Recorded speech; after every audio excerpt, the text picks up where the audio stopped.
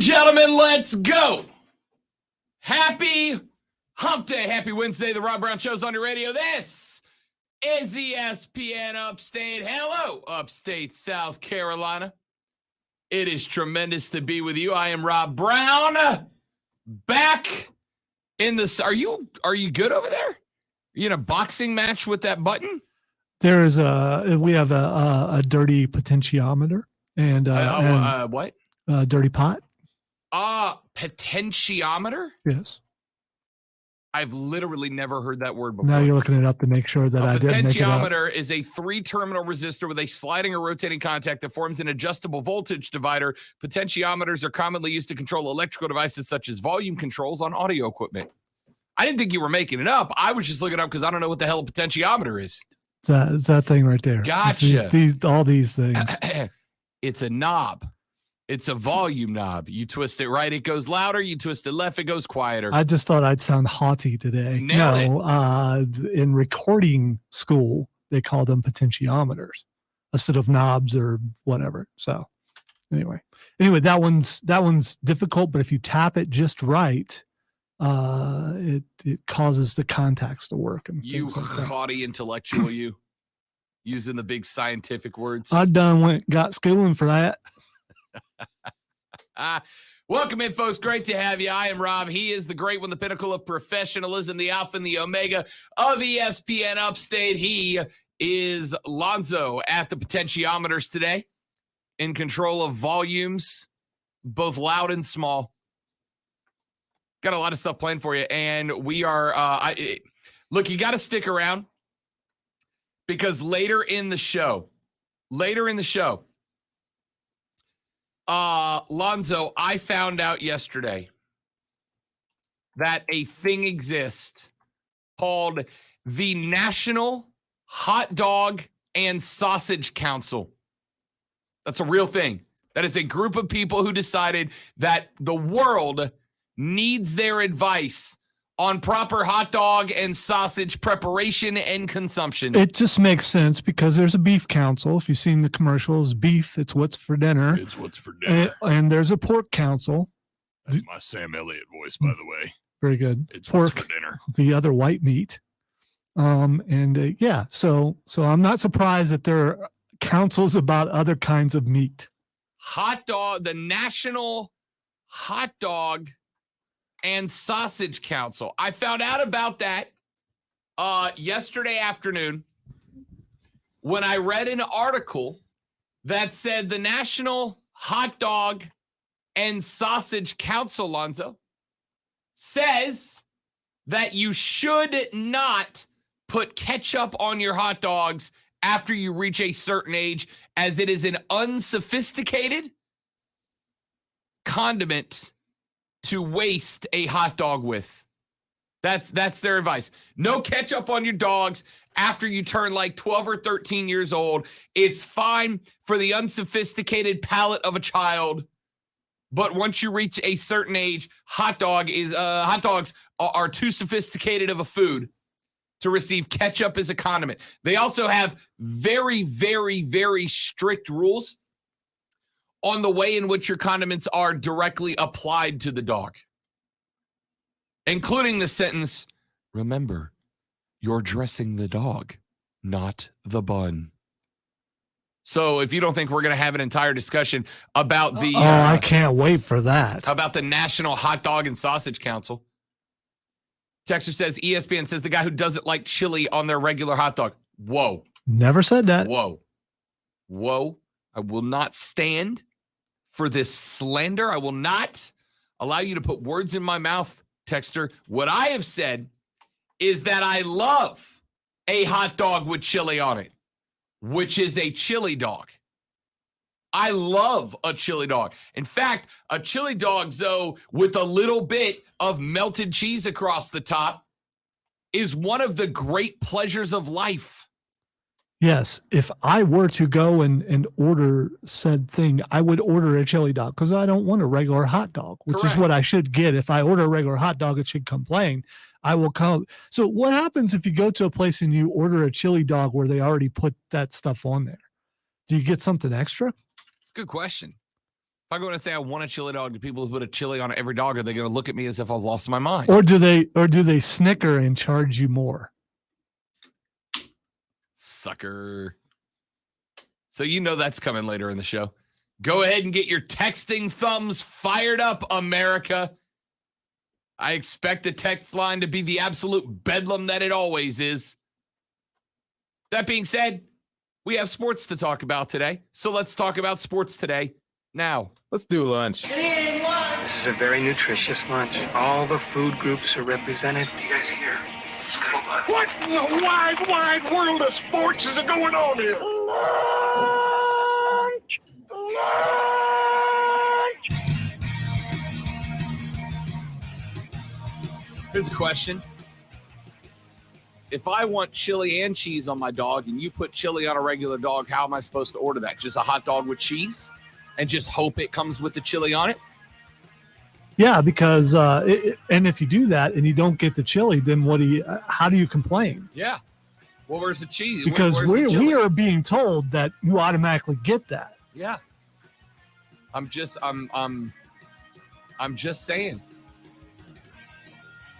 Item number 1 on the lunch breakdown, the 3 things you have to know before you go start talking sports with your friends, family, coworkers, or the dog, whoever you might spend your lunch break with. Big ninth inning last night. It was a deuce apiece headed into the ninth, and the Houston Astros end up racking up 7 more runs in that inning and knock down the Bo Sox. Baston takes the L 9-2 yesterday evening. And this is going to shock you, have a massive, massive problem with what happened last night. 268 pitches into Game 4 of the ALCS. Nathan Eovaldi throws a breaking 80.4-mile-an-hour pitch that dropped more than 4 feet on the way to the plate. It clipped the corner in every conceivable angle, and with every bit of modern technology, it was a strike. It should have been a third strike. It should have sent Jason Castro to the bench. It should have ended the top of the ninth, and the Red Sox should have had an opportunity to go to the dish in the bottom of the ninth and put the thing away. Instead, what happened is that Laz Diaz, the man behind the plate wearing the face mask, making the calls, missed an easily verifiable strike. An easily verifiable strike. Multiple pitch trackers clocked it as a strike. You could see it on the straight ahead TV cam. It was a strike, but he didn't call it. Instead, he called a ball. Jason Castro stayed at the plate. He then fouled off the 269th pitch of the night, and in number 270, he dinged one right back up the gate and opened the floodgates for the Houston Astros, who piled 7 runs on in the top of the ninth and ended up defeating the Bo Sox. That is a strike. Castro should have been punched up, sent to the dugout, and the Red Sox go to the dish with a chance to win. Instead, it was a clearly blown call, and the Astros just poured on. Laz Diaz, the umpire in that game last night, according to Jeff Passan. Now, keep in mind, ESPN has a vested interest in not ticking off Major League Baseball. Jeff Passan, ESPN's baseball dude, said that according to ESPN stats and info, Laz Diaz missed 21 ball strike counts last night, the most of any umpire in the postseason so far, including the one pitch that Eovaldi, the curveball, would have ended the top of the ninth with the score 2-2. Instead, it goes to 9-2. Look, I understand it's a hard job, okay? I make mistakes doing my job. My job's not as hard as the Major League Baseball umpires.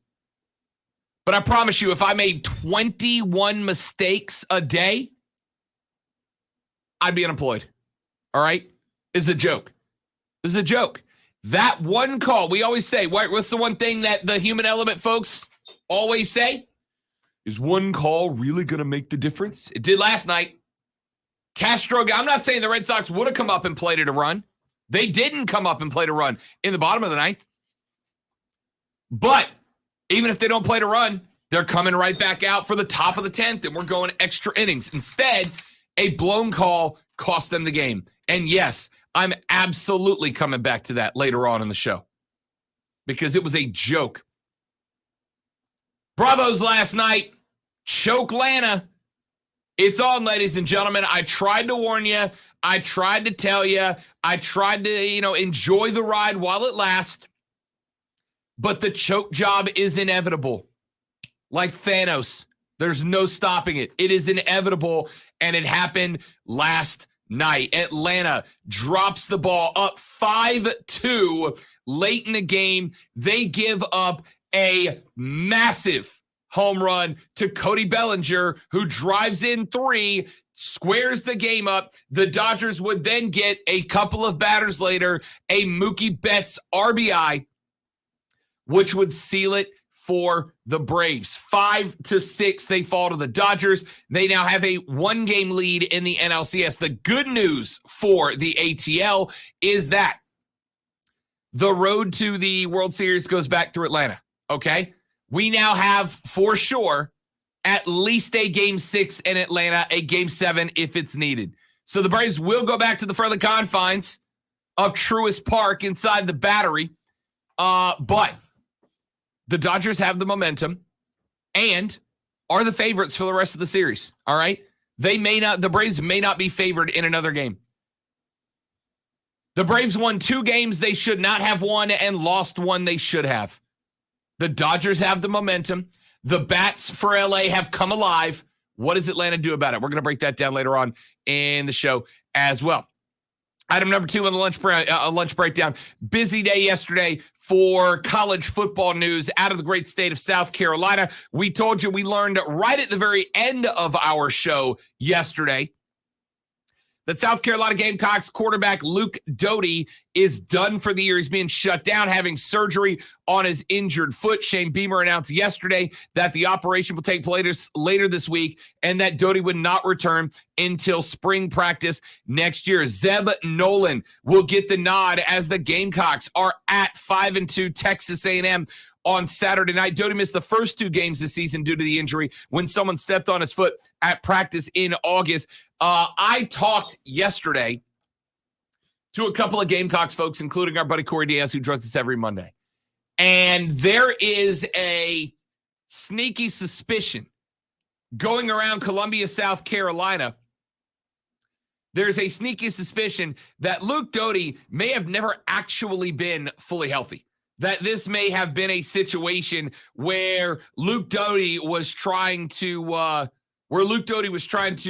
gut it out. Where he was trying to gut it out.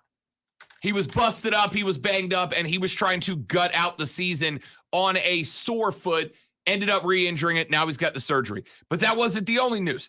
Clemson, a lot of news yesterday. Dabo Swinney, for the first time, really went after the rumors that he might be interested in the job at LSU. Dabo Swinney was asked whether he would be considered, considering his standing as a big-time coach. He said, quote, "The only Death Valley I'm concerned with is right here," Swinney said, referring to the Clemson Death Valley, not the Baton Rouge Death Valley. Swinney's been speculated to be a possible candidate to replace Ed Orgeron since LSU parted ways with the coach just 2 years after winning the national championship. Swinney said, quote, "I don't know the situation, but I do know some of the greatest coaches we've ever had weren't good early, or maybe the consistency wasn't there. It's a tough business. Maybe the Clemson people have more appreciation for it now. It's hard to win," end quote.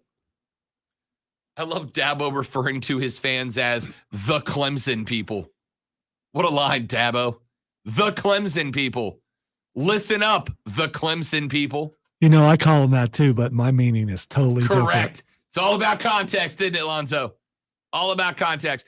Clemson also has lost not 1 but 2 players to the transfer portal over the past 24 hours. Junior Clemson safety Joseph Charleston is set to enter the transfer portal. According to TigerNet.com, he was not listed on a Clemson depth chart that was released late Monday. We found out yesterday why. Charleston was listed as unavailable on the last 2 game day reports.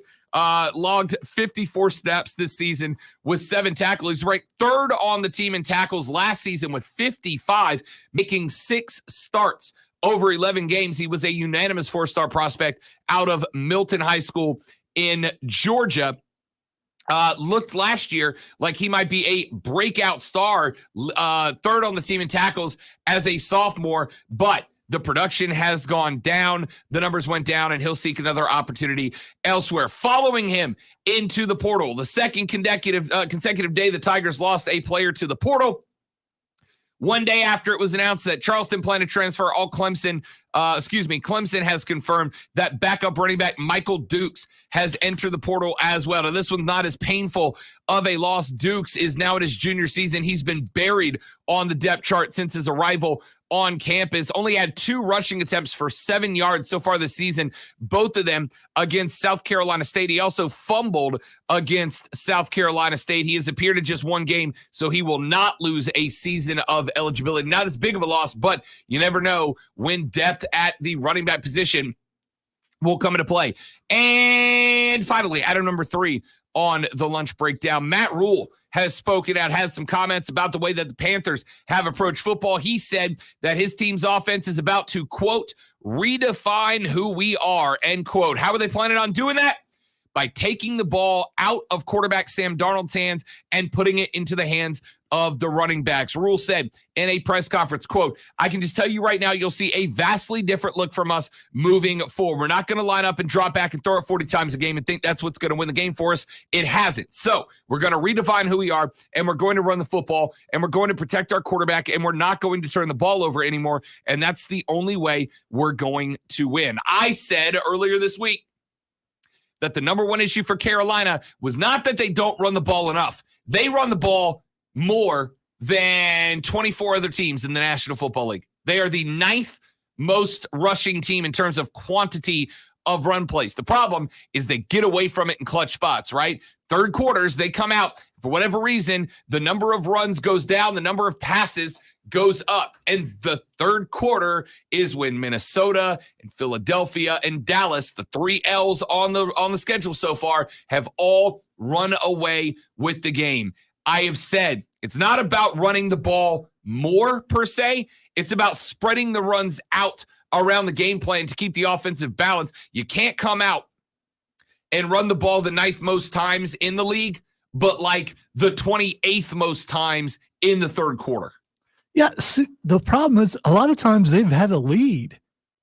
That's when you're supposed to run the ball, is when you have the lead. So you can take time off the clock and keep that lead. Instead, you come out and look like you're losing, which is what ends up happening. Correct. And even without Christian McCaffrey, Chuba Hubbard is the guy. You got to make a run for it. All right, let's take a break. When we come back here in just a minute. I know you're tired of hearing me complain about it. I know you're tired of hearing folks talking about it. I know if you've picked a side on this debate, you're probably not going to be convinced to come to the dark side. But last night, we talked about it a minute ago, 9th inning of the Red Sox-Houston game. Embarrassing for Major League Baseball. Embarrassing. And it may have cost the Boston Red Sox the entire series. I'll tell you why when we come back on the Rob Brown Show on ESPN Upstate. You see.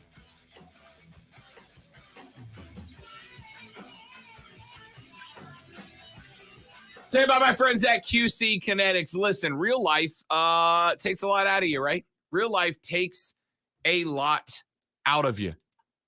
And the more you do, the more active you are throughout your life, the faster you start to wear down that connective tissue that is in your elbows, in your knees, in your ankles, in your lower back, in your hips, in your neck. And once that connective tissue is worn down, then the bits that ain't supposed to rub against each other start to rub against each other. When they do, they get inflamed, they get swollen. And when that happens, that's where you get that joint pain. It happens to pretty much everybody. And once that pain kicks in, it can start affecting your real day-to-day life. it can start affecting your day-to-day life. And once it starts affecting your day-to-day life, that quality of life goes down. Don't you want to get it back? Don't you want the best quality of life you can have without having to be concerned about joint pain? Of course you do. Of course you do. That's why you need to get in touch with our friends at QC Kinetics. QC Kinetics offers non-surgical regenerative therapies. Non-surgical regenerative therapies means no steroids, no downtime. You just go in.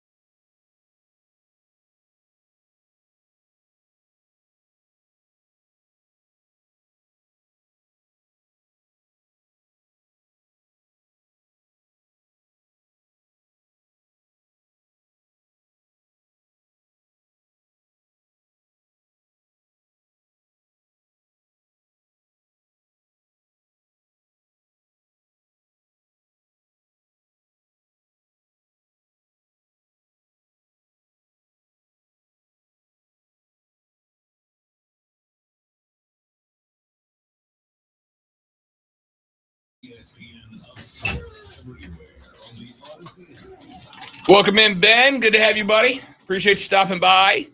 Small businesses are always looking to cut expenses. That's why we offer the best value on fast internet and phone. But we wanted to do more. So, how does 1 month free sound? Get 200 megabit per second internet for $49.99 a month and business phone for $19.99 a month. And right now, you can get 1 month of internet and phone and even TV for free. Call 855-258-5887 and switch to Spectrum Business.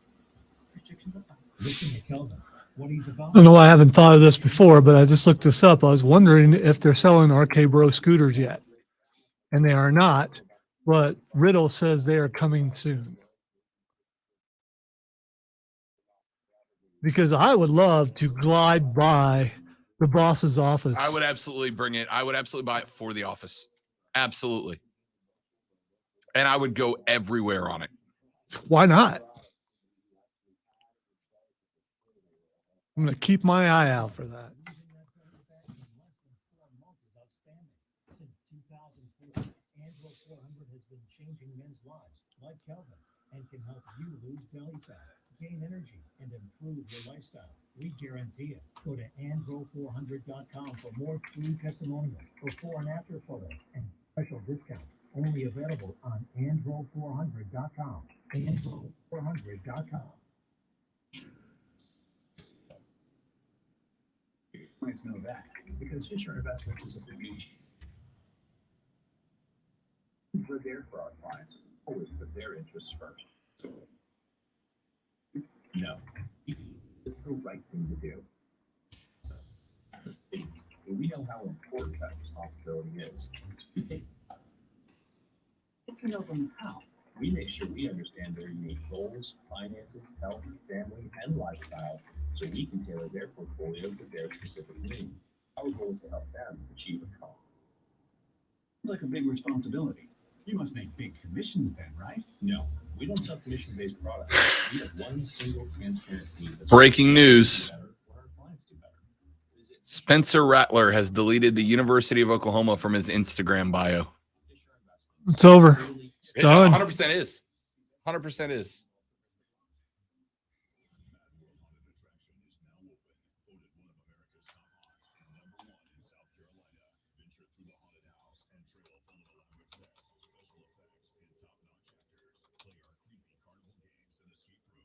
Did you think I would take the One Punch Man side on that? No. Yeah, I was just like, No. as soon as I saw the endings, like, oh, come on. Yeah, that's what happens when you give anime fans too much time.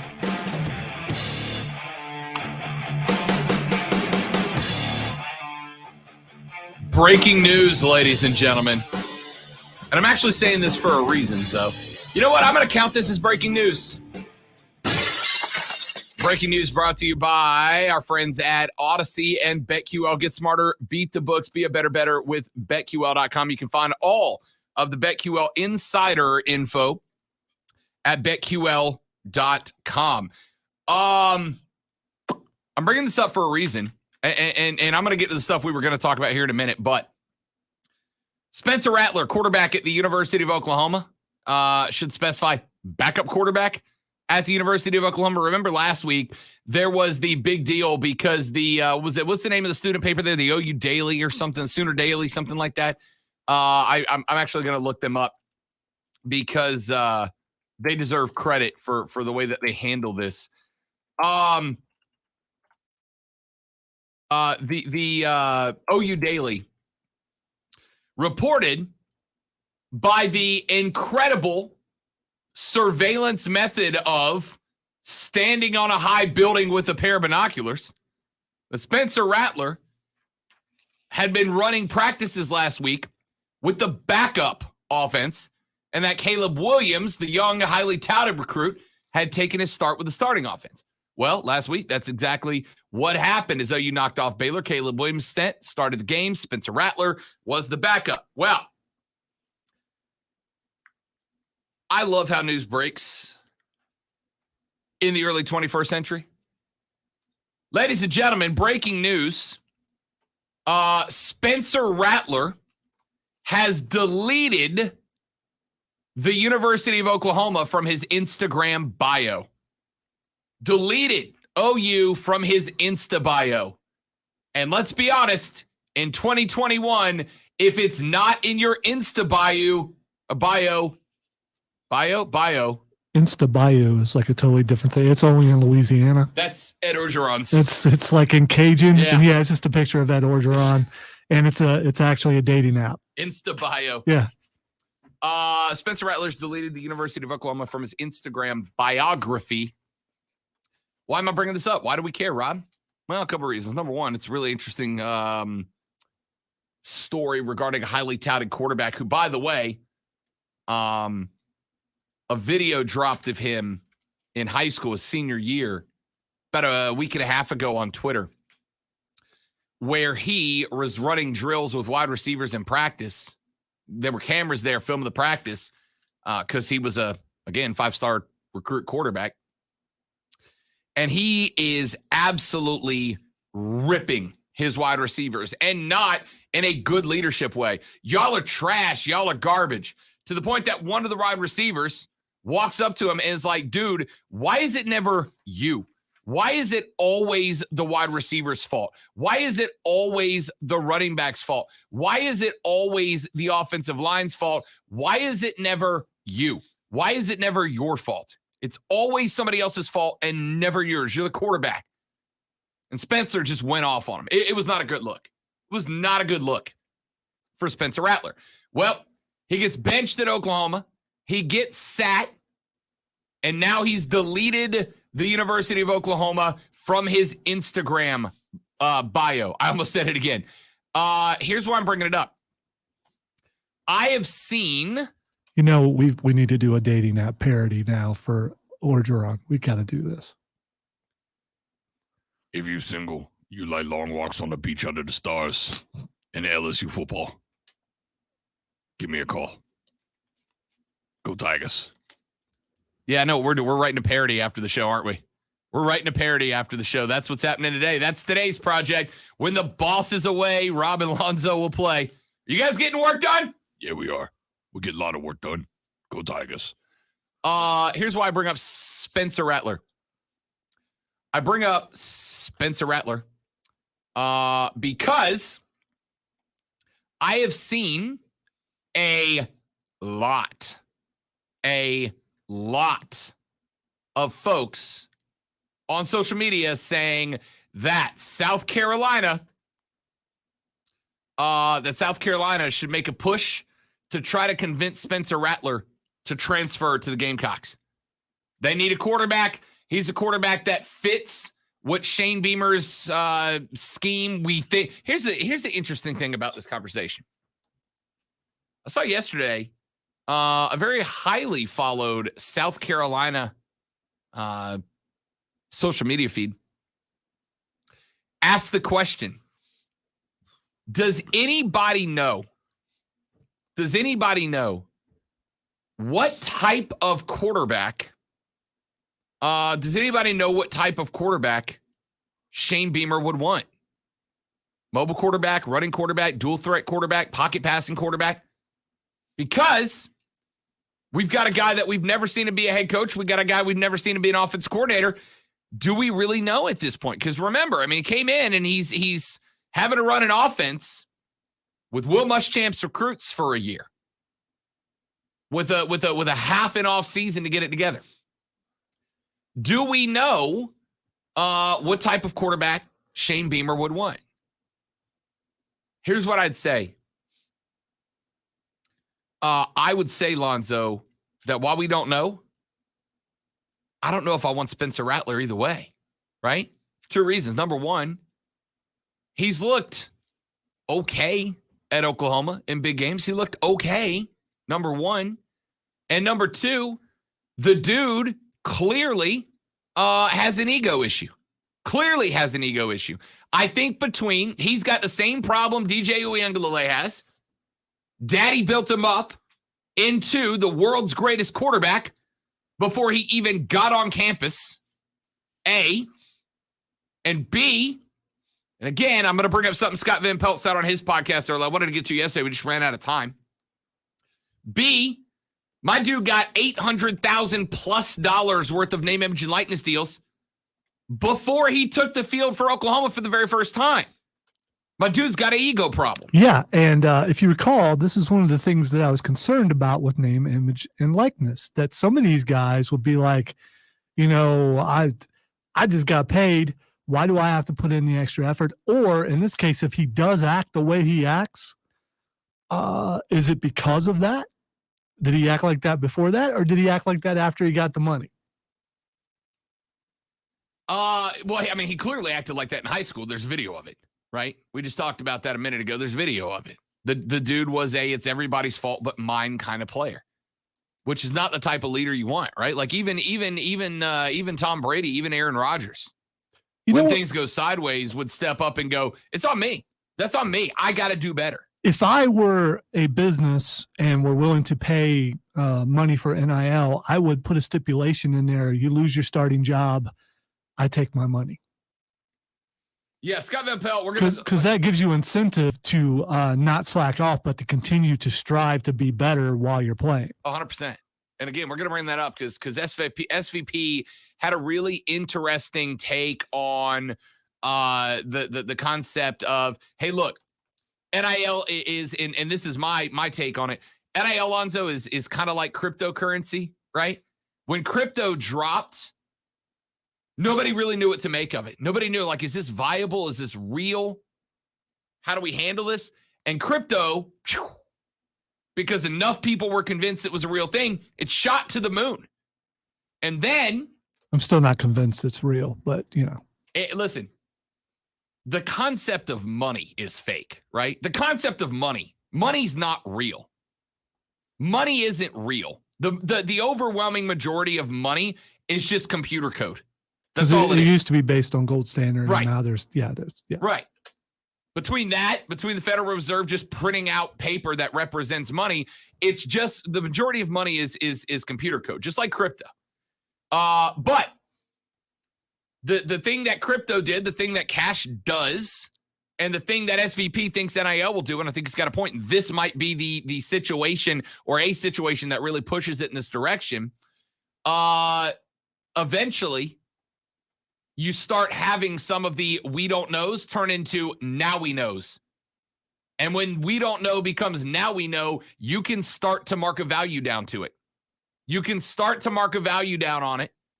You can start to recognize, all right, maybe giving a 4-star prospect $800,000 before he straps on the chin strap for the first time isn't a great idea. It will work itself out.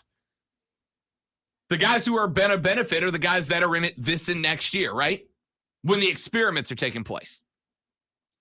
You're going to have a lot of businesses that are very hesitant about giving NIL deals of that much money to guys like Spencer Rattler. Because what happens if in week 6 he gets benched? Now you gave $750,000 to a dude who's on the sideline. Is that worth it? Absolutely not. Anyway, we'll come back to that later on. Second part of the discussion is South Carolina fans. Are you interested? Are you interested in Spencer Rattler coming to your hood, being the guy? Would you go in for this kid on the transfer market? Because remember, there are recruiting rules about transfer portal guys, but you can start making buzz. And he's the dude that you can win over by stroking his ego. You know, if it was this year with the circumstances that are going on this year, I probably would say yes. But we're talking about for next year, right? Correct. So the better move would be for Beamer to bring in his own guy. And then we'll find out what kind of quarterback that he's looking for when we see who he recruits. Correct. Completely agreed. All right, 844-GSP, ESPN. You know what? Let's go ahead and address that SVP thing when we come back. He had an NIL take on his podcast. And I think we can take it one step further, but I think he did a good job. I think of starting to talk a little bit about some of the concerns folks have. We'll address that next on the Rob Brown Show at ESPN Upstate.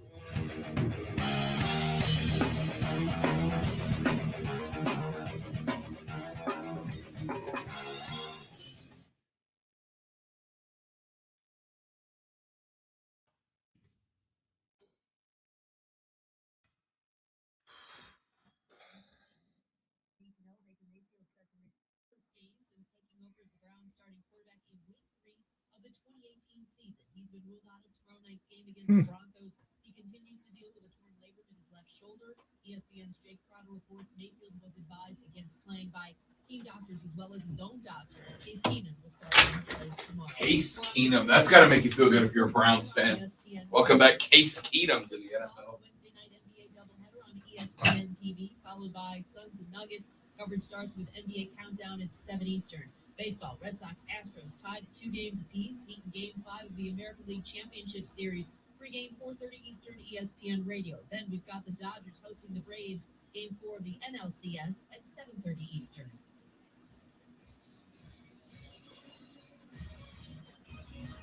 From the Ingles Market Studio, this is ESPN Upstate. 97.7 FM Greenville, 97.1 FM Spartanburg. ESPN Upstate.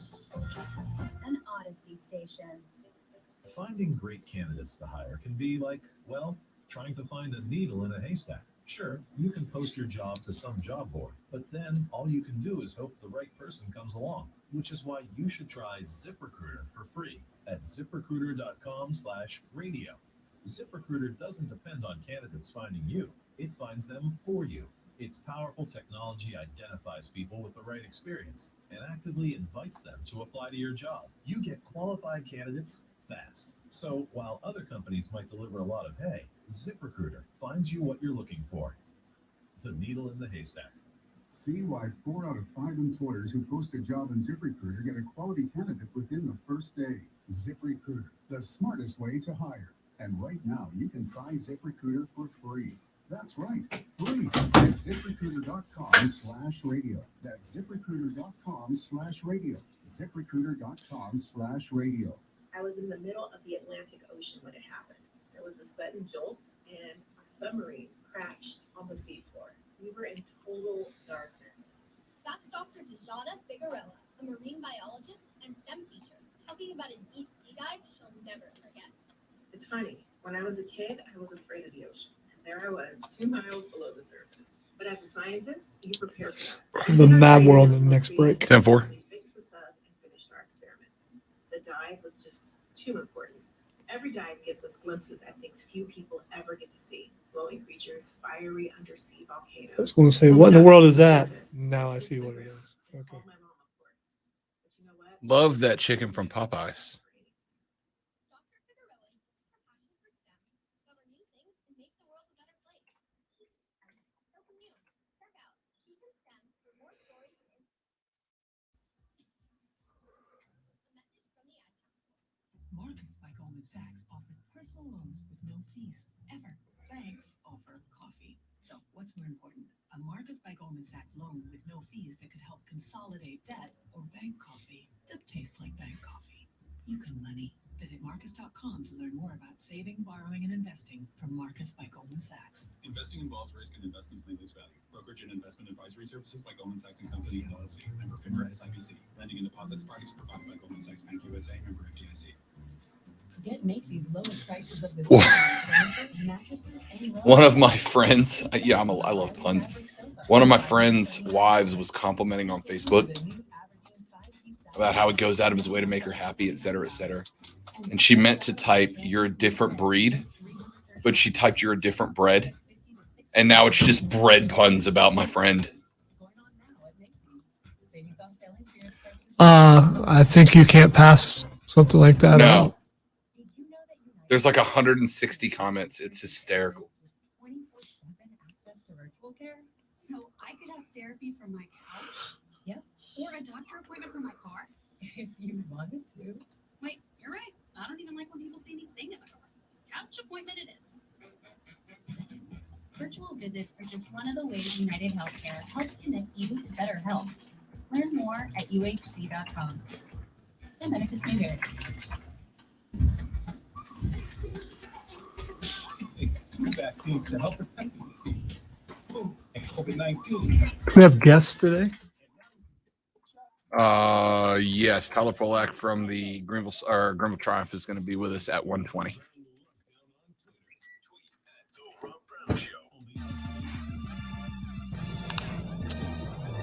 It is Greenville Triumph Wednesday. Tyler Polak of the Greenville Triumph is going to join us coming up at 1:20 this afternoon. We'll talk a little Triumph with one of the seasoned veterans as they got a big dub at home last Saturday.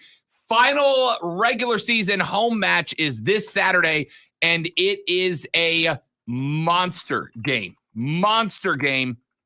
against the Chattanooga Red Wolves. The Red Wolves right now are sitting at 43 points on the table. The Triumph at 41. We've talked about this a couple of times. The total spread of points from the 8th place playoff cutoff with Toronto, they're at 35.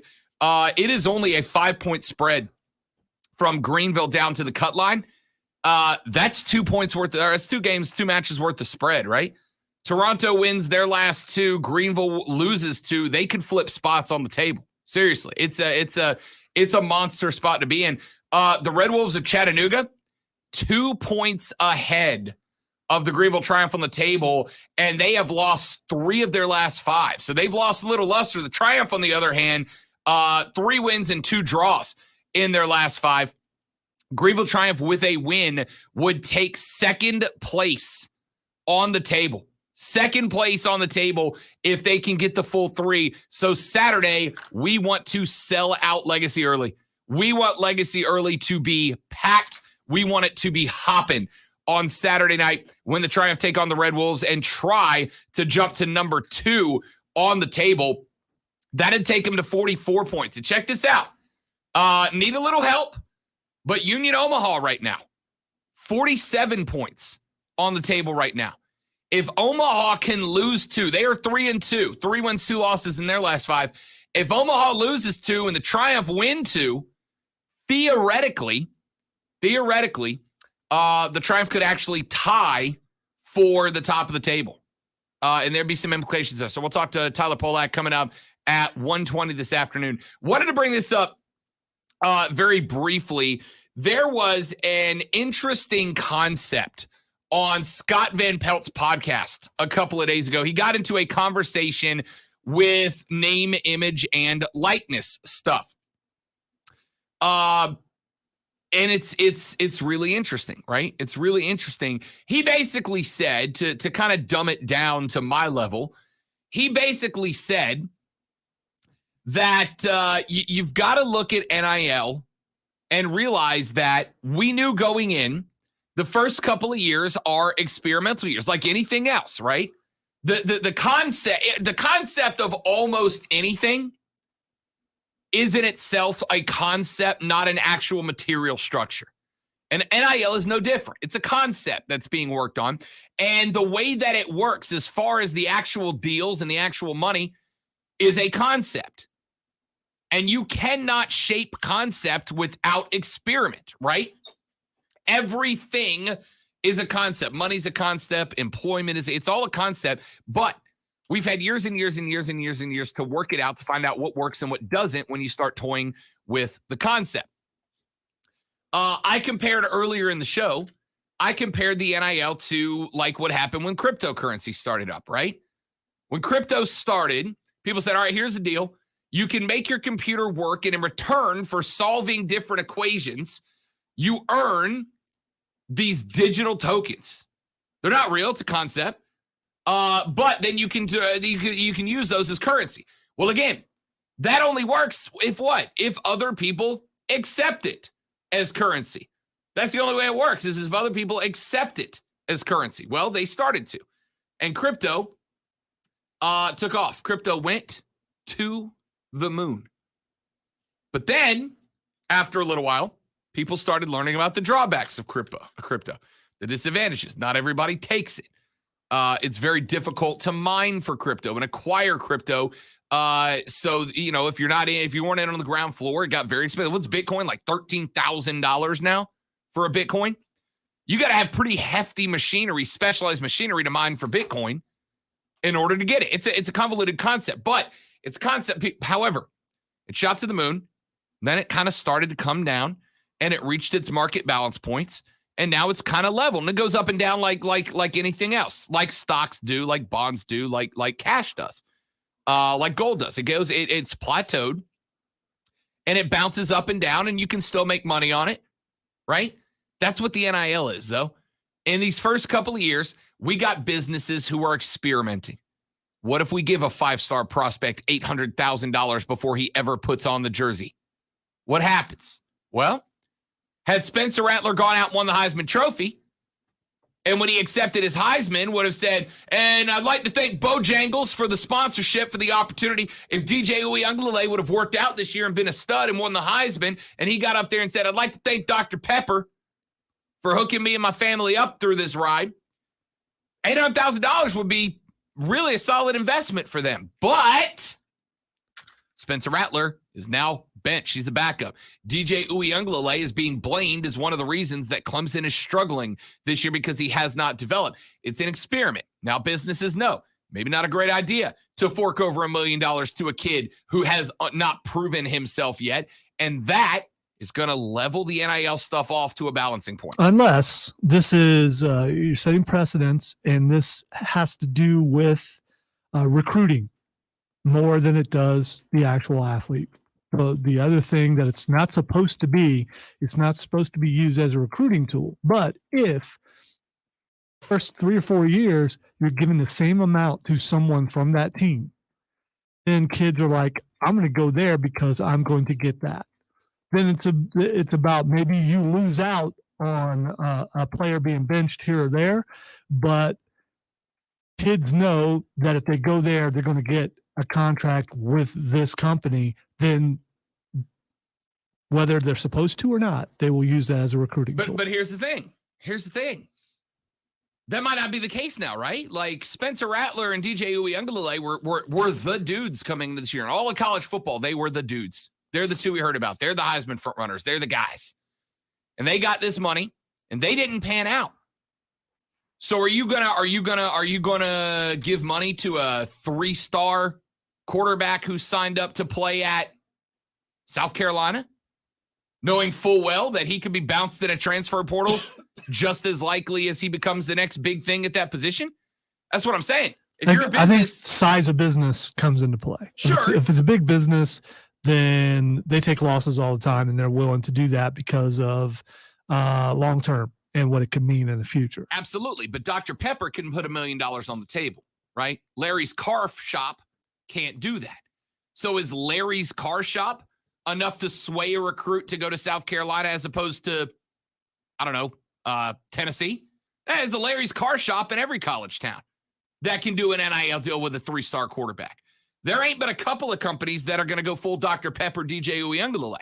So I don't think it's going to matter. And considering those big companies have just seen 2 major companies get slapped in the face because they bet on the wrong horse, I suspect there won't be a ton more of that moving forward. But we'll see. Quick break. We're back after this on the Rob Brown Show. It's ESPN Upstate. Matt Wolf.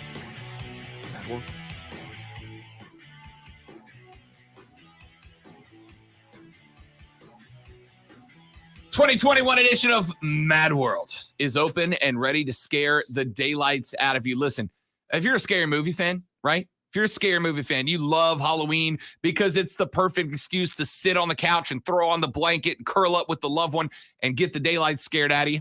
Well, Mad World is for you because you will get to live that experience. Mad World has the largest set, more haunts, more actors, more props, more technical pyro and explosions and lasers and lights and smoke and firework effects. That's the word I'm looking for. Than ever before. It is that big, it is that bad, and it is that cool. Even if you've been to Mad World in the past, you have not seen anything like the 2021 version. We got to take a behind-the-scenes tour a few weeks ago. They brought us back to the prop room where the actors were getting in costume, practicing, getting ready for it. These folks are committed to their job. They are committed to making this the most entertaining Halloween experience you've ever had. But you don't want to wait in line. You don't want to wait in line. You want to go get in line right now. Go to madworldattractions.com. Get your tickets and wait in line online. Go to madworldattractions.com so that there is no line to stand in. You get your tickets, you get your time, you show up, you go, you get the daylight scared out of you. You have the time of your life. Go to madworldattractions.com. Madworldattractions.com is the 2021 version of Mad World. You know, I've been thinking about something that we won't be able to talk about tomorrow because it'll be going on when we're on the air. What if Paul Heyman has a third client? What if Ridge Holland is his guy? What if he brings Ridge Holland in to beat up both Roman Reigns and Brock Lesnar?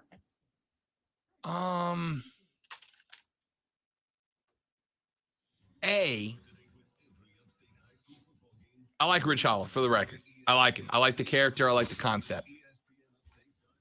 But if you have him come in and beat up Roman and Brock, right?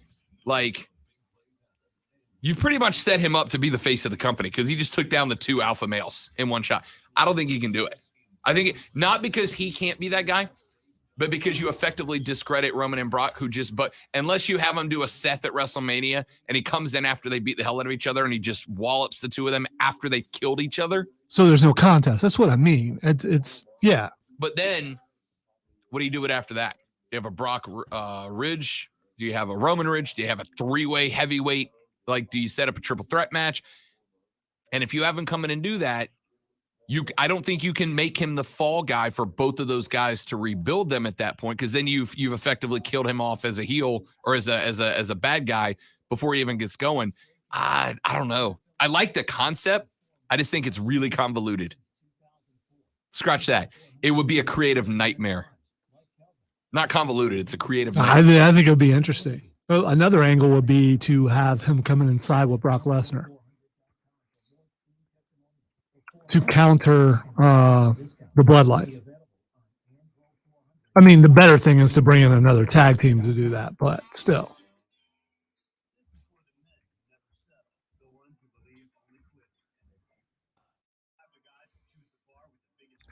I think Roman Reigns keeps the belt tomorrow, but I think he loses somehow.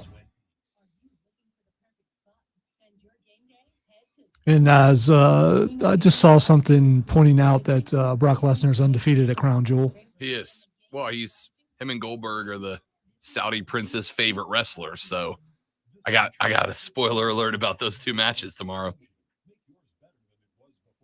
to create a workplace people love with Envoy. Don't just come. I'm just interested is Envoy. Make hybrid work. do the Usos contribute to the fall of Roman, or do they fall with him? Well, you've got to have the fall with them, so when they're on the way back, they can start being a little more disgruntled, and eventually, I don't know. They can't stay on top forever. And they've been on top for a while.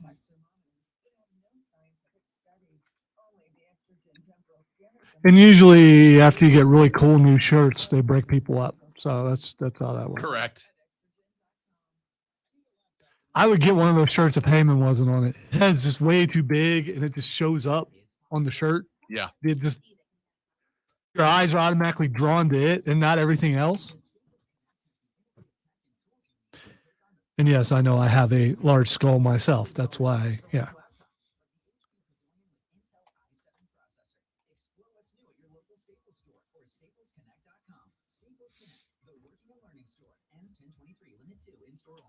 For the ones going above and beyond. For the ones reaching out, helping out, and lending a hand. For the ones people count. You can count Granger. You've actually been to a Guar show? Mm-hmm.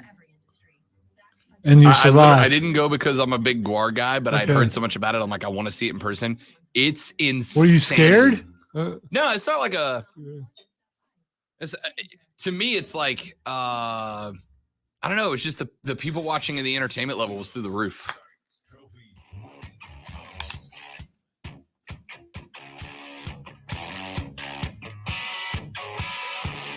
It's pretty cool. I just got a Twitter DM from Nick Simon. No, so Nick's a guy that used to listen to me back in the Florida Panhandle years ago. He his better half just got a job here as a photographer, and so one of my old listeners in Fort Walton Destin now joins me here in Greenville too. That's kind of rad. Nick, welcome to the GVL, big dog. Catch up and grab a beer soon. Coming up next hour, Carolina Panther talk. Is Matt Rule going to stick to the guns? I'll answer that question next on the Rob Brown Show on ESPN Upstate.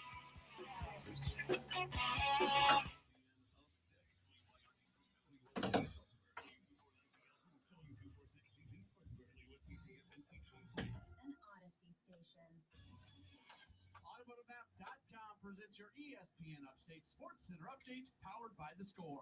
The Atlanta Braves now lead the Dodgers 2-1 after the Braves lose to the Dodgers 6-5. All right, come on. Bellinger hitting a tying 3-run home run in the 8th inning, and then Mookie Betts lining an RBI double as the Dodgers come back to get the win. Charlie Morton got the start for the Braves. He allowed 2 runs on 3 hits in 5 innings, struck out 5 and walked 6. Freddie Freeman does break out of his slump.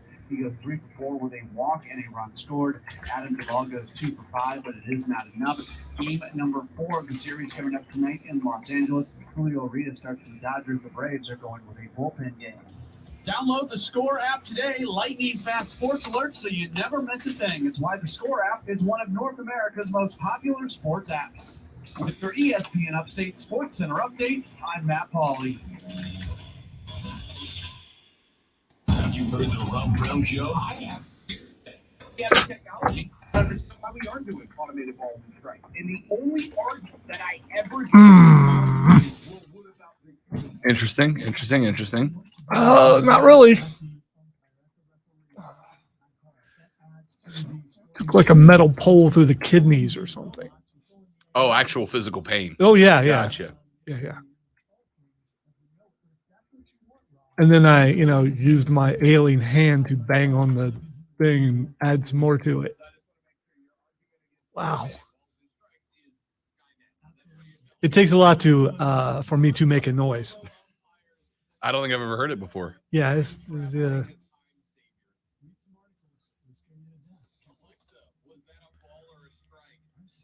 kind of pain that snot can cause. It's just not. It's unfair, it's really. Weird.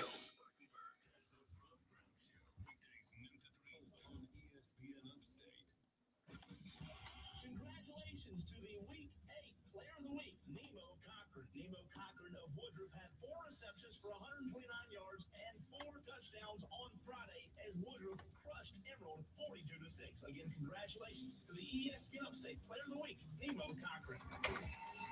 ESPN Upstate High School Player of the Week. The Gridiron coverage is at ESPNUpstate.com. Morning.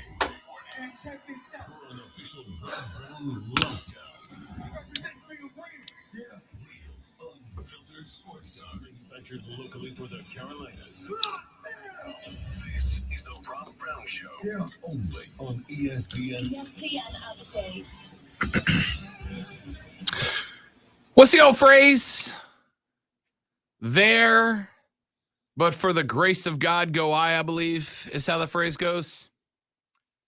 You might be, let's say, mildly disappointed, South Carolina fans. You might be mildly disappointed, but at least you're not Tennessee. Tennessee's actually having a decent season on the field this year, right? It's not a bad football team. Y'all learned that firsthand. Tennessee came out and backhanded the Gamecocks in the first half of that game. But how about this? Jeremy Pruitt, former head coach at the University of Tennessee, said in a statement, after being fired back on January 18th after an internal investigation at Tennessee found multiple possible recruiting violations, he tried to attempt to settle out of court with Tennessee. And the Vols declined. In response, Jeremy Pruitt's lawyer threatened a lawsuit alleging other rules violations across the athletic department were covered up before and during Jeremy Pruitt's time at the helm. Attorney Michael Lyons set a deadline of October 29th for Tennessee to settle the $12.6 million buyout that Pruitt was not paid after being fired for cause. The NCAA began investigating late in 2020. Tennessee conducted its own internal investigations.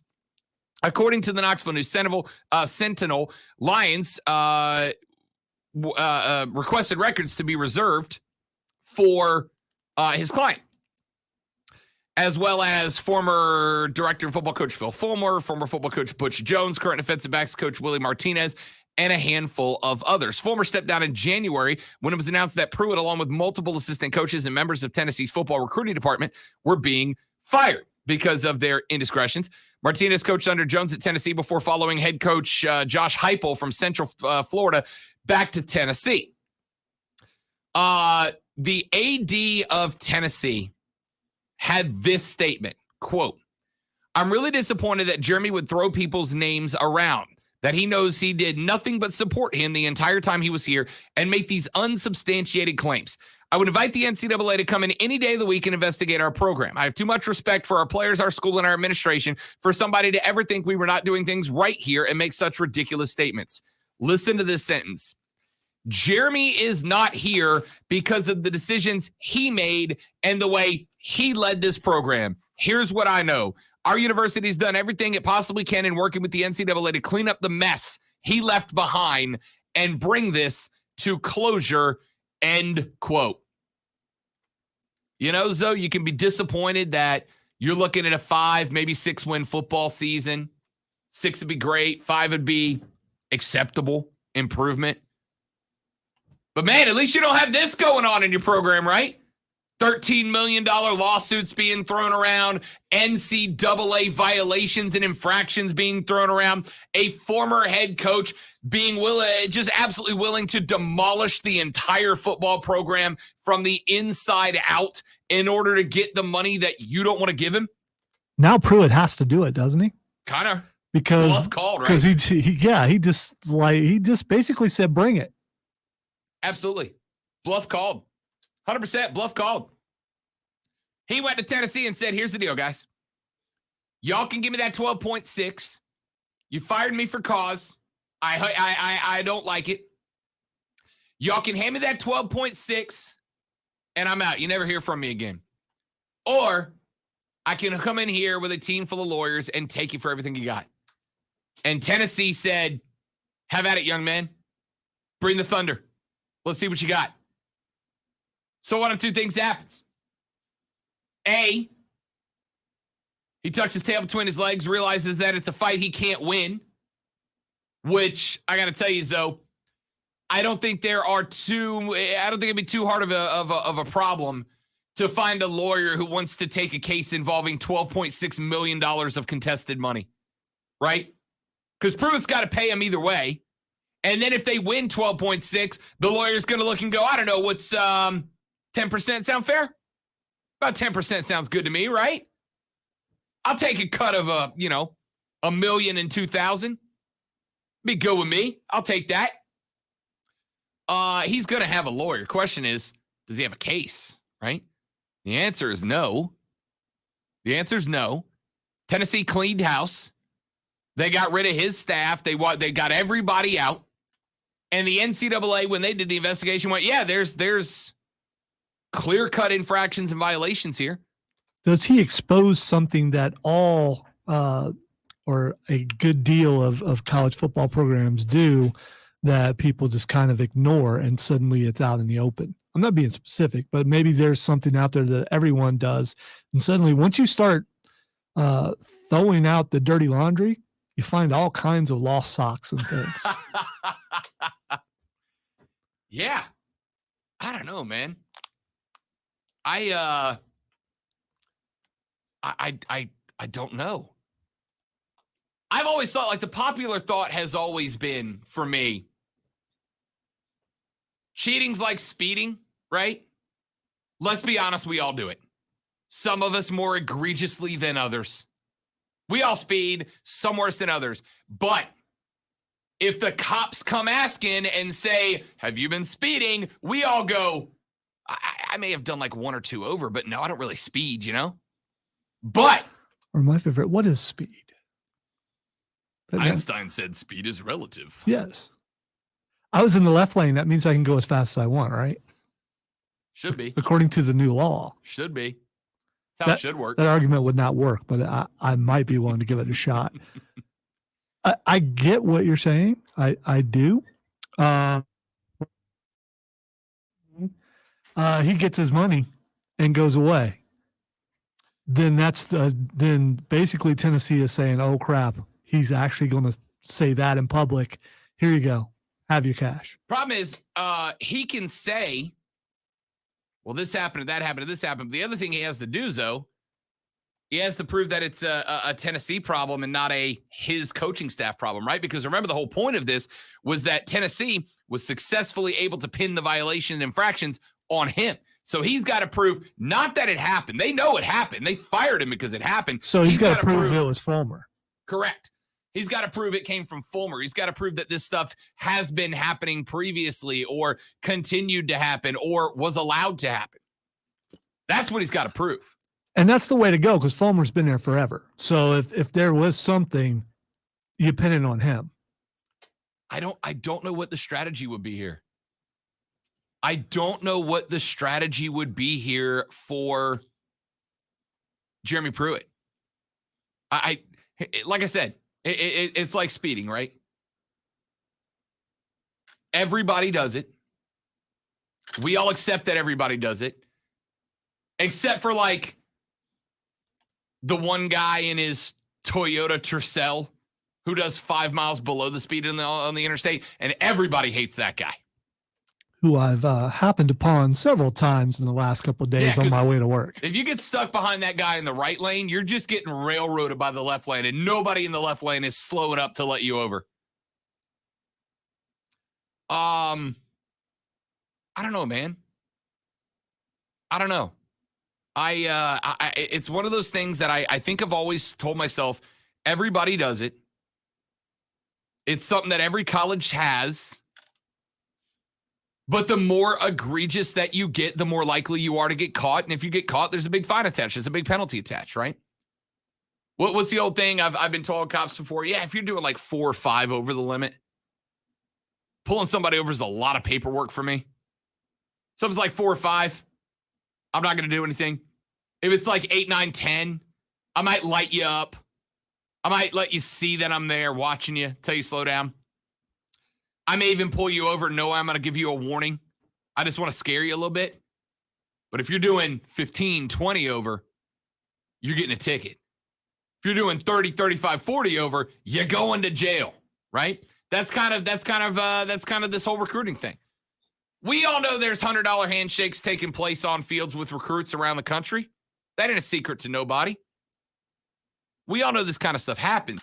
But Pruitt Pruitt has got to prove it. And I don't know if he can. Texas says if they take it to court, they'd subpoena the emails and records of many people in the athletic department, as many people as possible in the athletic department during discovery. They're banking on finding something there.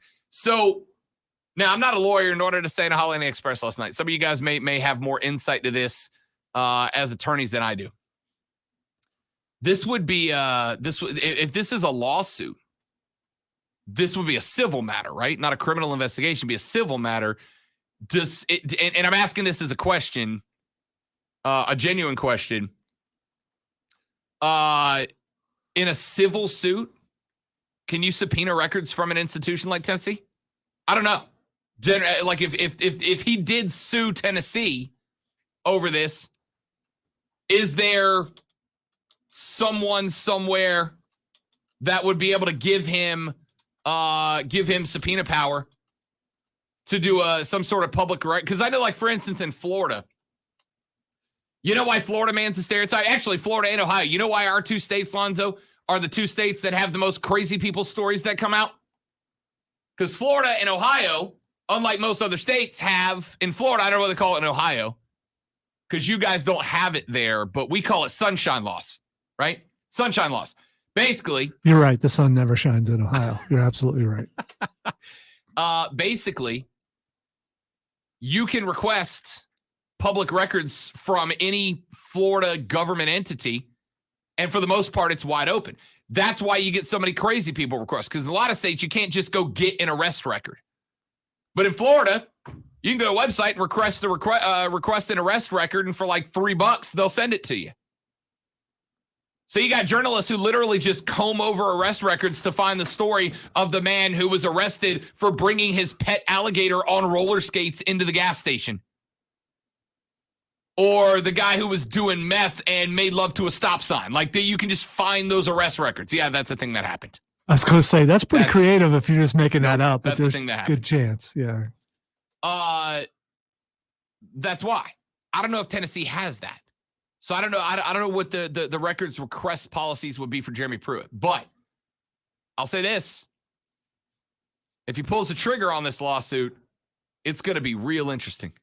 Real interesting. I gotta think,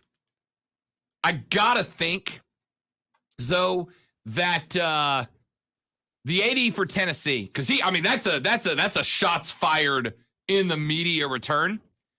I can't imagine the AD at Tennessee takes that violent of a shot at Jeremy Pruitt if he wasn't very confident that he can pin everything on Pruitt. But there again, there could be some arrogance behind it. There could be a lot of things behind it. And usually in these kind of cases, if it's a person of means or a business, or in this case, a school, the bad PR is worth just paying the other person off so they don't have to deal with this. The fact that this is playing out, this is interesting. Texas says Pruitt would say he's being treated as the fall guy for greater corruption in the athletic department. It'd be a labor law case. And as a state employee, I'd bet they could get those records. I don't know, man. I'd be interested. If he goes through with this, it could get dicey. It could be interesting. Let's take a break. When we come back, it is Triumph Wednesday. The boys got a big dub last week. Knocked off New England Revolution 2, +3. Now they're 2 points behind the Chattanooga Red Wolves, and they play them in the regular home match, last regular home match of the season on Saturday. We're trying to fill it up. When we come back, Tyler Polak is a veteran defender, backline guy for the Triumph, one of the voices of leadership on this team. We'll talk to him about how big it is, how important it is to take a full 3 away from the game this weekend. That's next on the Rob Brown Show on ESPN Upstate.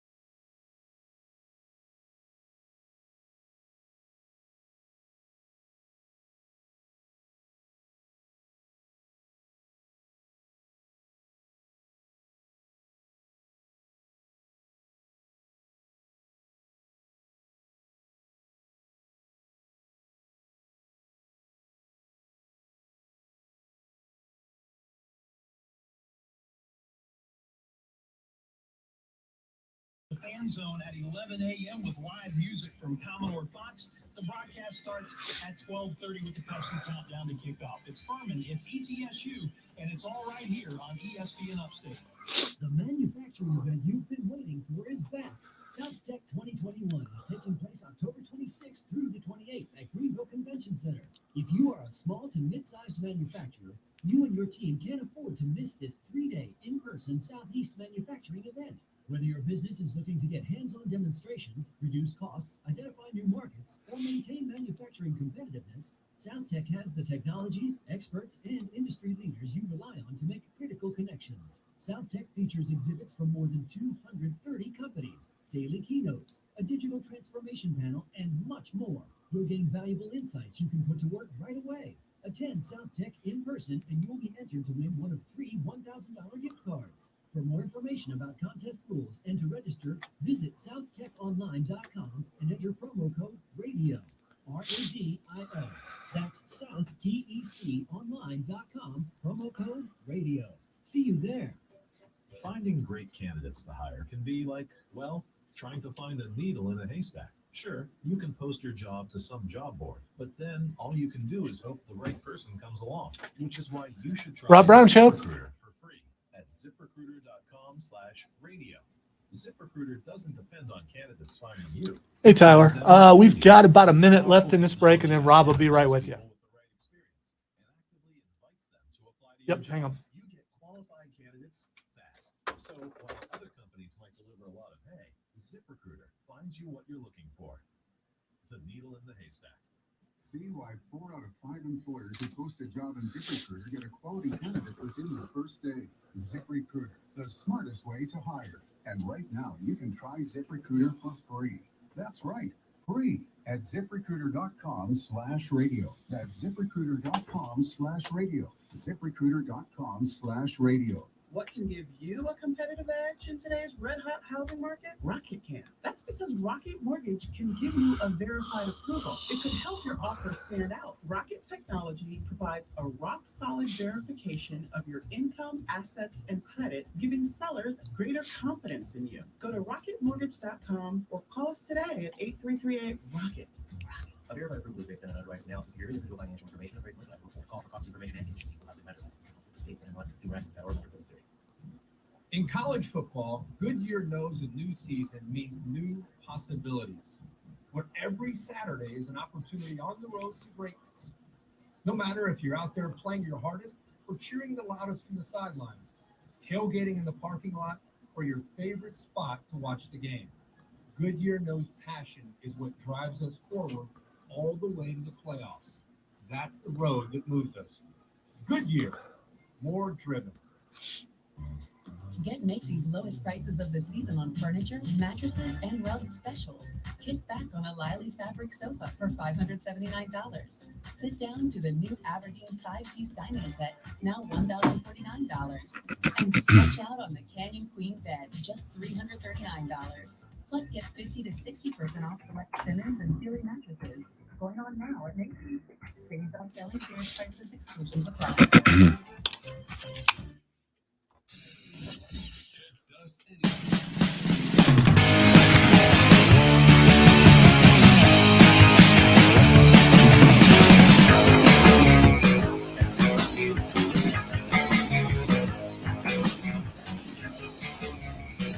Time to talk some Greenville Triumph football, ladies and gentlemen, here on the Rob Brown Show and ESPN Upstate. To the phone lines we go. We welcome in a veteran defender. He is a man that, if you've been following the Greenville Triumph, has been a critical role in making 3 consecutive runs to the playoffs, back-to-back appearances in the finals, and, of course, your USL League One championship last year. 1 win away from another playoff berth are the Greenville Triumph. Mr. Tyler Polak joins us here on the show. Tyler, welcome back, big fella. Good to have you again, buddy.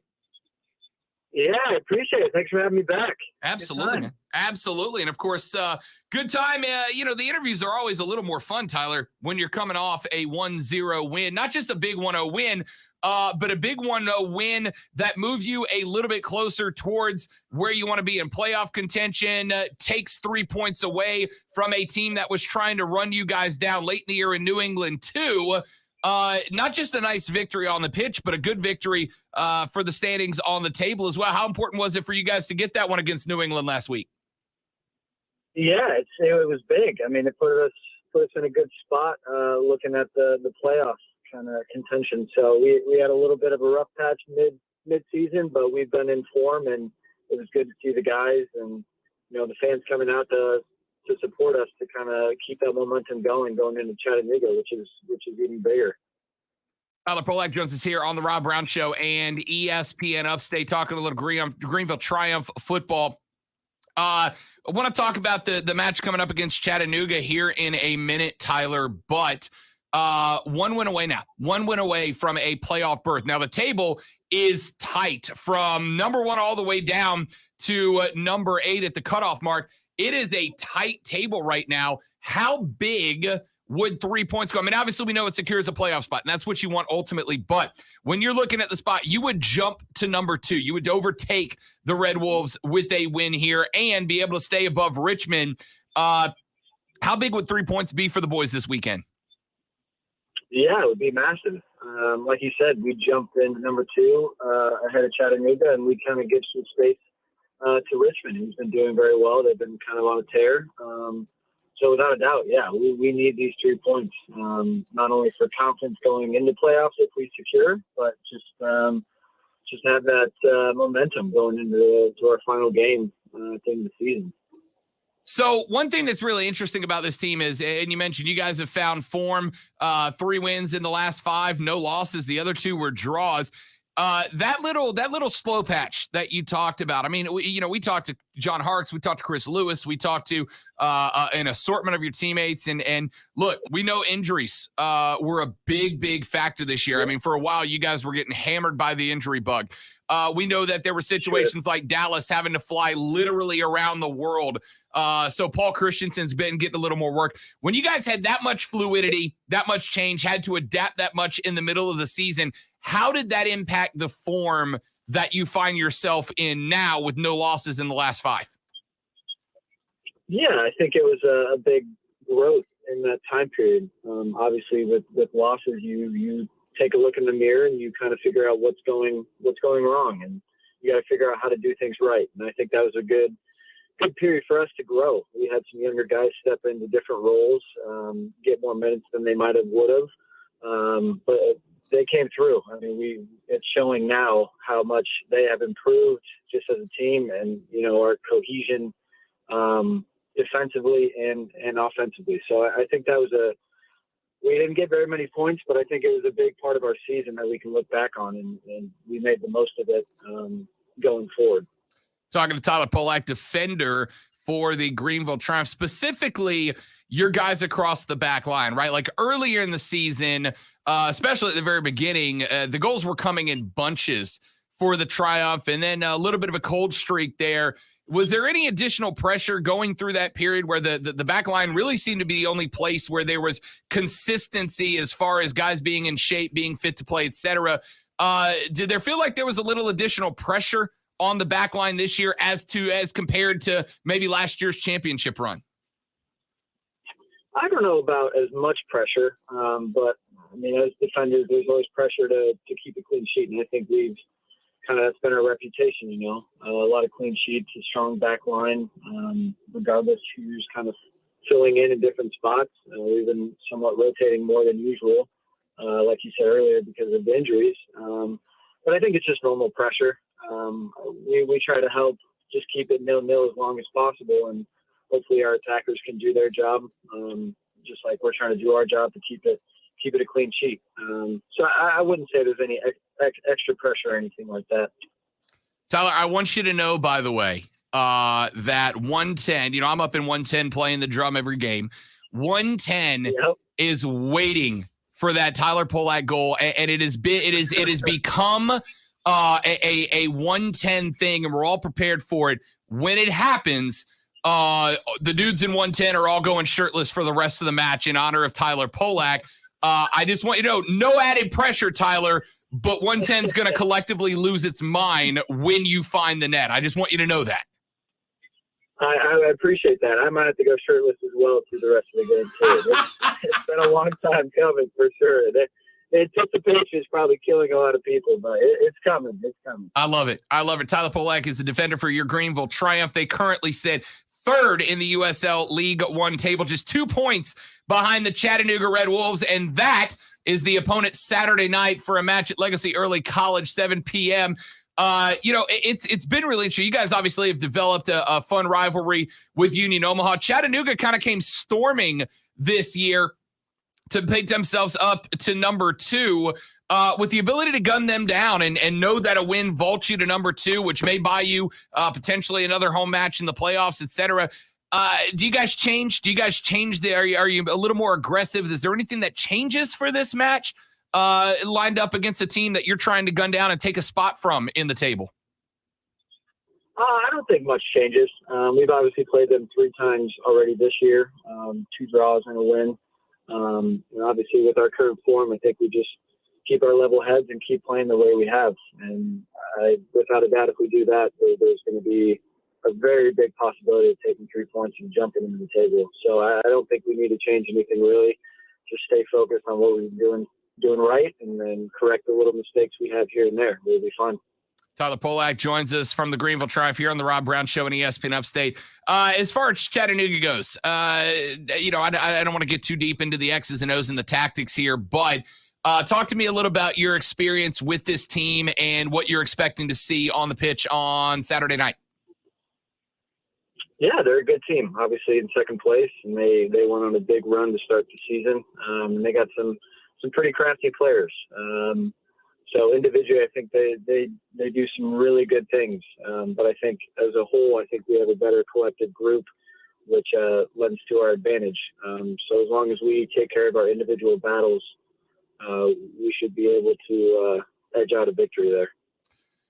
A win brings you to just 1 point behind second place Chattanooga. Now you find yourself, like we said, gunning them down at this point. Greenville Triumph at home, Legacy Early College, 7 o'clock Saturday night.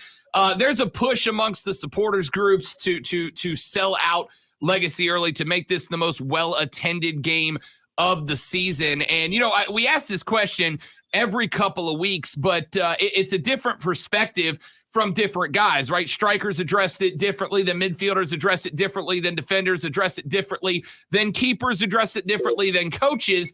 What does it mean to you and your guys across the back line when you've got a full stadium, when Legacy Early's got the smoke and the drums and a full supporter section and a full sideline making noise? How does that impact the game for you guys? It impacts it a lot. I mean, these last couple of games have been huge as far as the fan base goes. I mean, they get us going. When we have a big tackle, or Paul has a big save, or Dallas has a big save, and the crowd goes wild, that gets it going. I mean, it gets the juices flowing, the adrenaline, and then when it gets late in the game, you got your crowd cheering you on. It really pushes you to keep working, even though you're absolutely tired, exhausted. But just having them there and their support means everything to us, and they've been a big part of our success recently. So it would be awesome to have our biggest attendance on Saturday with us pushing for second place. That would be huge. Tyler Polak, defender for the Greenville Triumph, joins us here on the Rob Brown Show and ESPN Upstate as the Triumph get ready for Chattanooga Red Wolves Saturday evening at Legacy Early College. One thing that I've been curious personally, obviously you guys have made rotations back and forth between Paul Christensen, who's done a fabulous job. We all know the talent of Dallas J, and we've seen what he's been able to do. But for a variety of reasons, there have been switches back and forth between those goaltenders throughout the season. For you guys, how do you adapt to it? How different is the communication style between those two guys? And considering ordinarily they're the ones kind of barking out calls from the back, how do you guys address the chemistry and keeping the chemistry up when there have been so many rotations, and not just with goalkeepers, but really across the midfield as well? How do you guys keep up the communication, the chemistry when there are lineup changes like that? Yeah, I mean, I think both goalkeepers have done a tremendous job this season. It's never easy to kind of be switching, starting and not starting. But I think they've done such a good job coming in, even if they're not starting, just to be cheering on the other one. But I think it just goes into training, just having some repetitions with the goalie that might be starting on the weekend, just familiarizing yourself with, how they talk, their different maybe lines of communication. But both do a good job as far as letting the guys in front of them know, if there's a player on their left, guy running through. They both do a good job. It's just as far as figuring out, their kind of language on the field. So I think just that training aspect and just getting repetitions with them make a big difference. Tyler Polak is a defender for your reigning, defending, undisputed USL League One champions, the Greenville Triumph. Last thing, Tyler, and then we will let you go. I found out earlier today that there is an organization in this country called the National Hot Dog and Sausage Council. That's a real thing that people have put together. And they said in a press release earlier this week that only children under the age of 13 should put ketchup on their hot dogs because it is too unsophisticated of a condiment for an adult palate. I have already issued my response. I need your response to the National Hot Dog and Sausage Council, please. I think ketchup's fine. It doesn't matter how old you are. There's nothing wrong with ketchup on your hot dog. That's crazy talk. Absolutely crazy. That's crazy talk. Put it in the press release. Ladies and gentlemen, Tyler Polak is a defender for your Greenville Triumph. They are back home this Saturday, 7 p.m., where they take on the Chattanooga Red Wolves. Number 2 on the table could be taken away from the Red Wolves if the Triumph can get the full 3 points. We are trying to sell out Legacy Early College this weekend. We'll hope you join us. Tyler, we will be there, my man. Looking forward to it. Good luck on Saturday. Hopefully, next time we talk, we'll be talking about a first-round bye, buddy. Yes, sir. I can't wait. Appreciate you having me. I'll see you soon. Always. Always. That's Tyler Polak, defender for your Greenville Triumph. Good guy. Love Ty. Love Ty. We like I said, and I told Tyler in the interview, Tyler's a guy that has had so many opportunities for goals this year, and one's coming.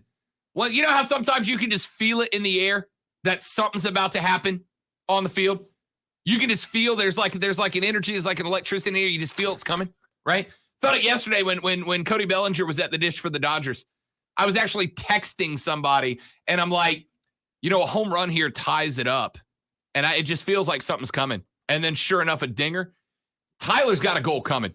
All right? I feel it. There's an electricity around him. Tyler's got a goal coming. And 110 is going shirtless for Tyler when he pops the back of the net for the first time. It's coming. I feel it. Is that really incentive for him, though? I mean, I was thinking that the whole time. Maybe we should have asked him, Tyler, if you score, we will leave our shirts on if you score. How's that?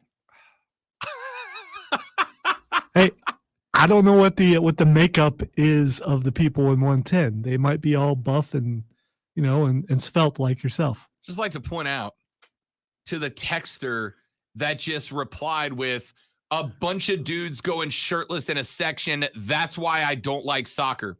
2 things. Number 1, there's a bunch of women fans in 110 with us.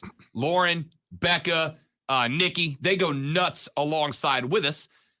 Number 2, have you never been to a college football game? Come on, man.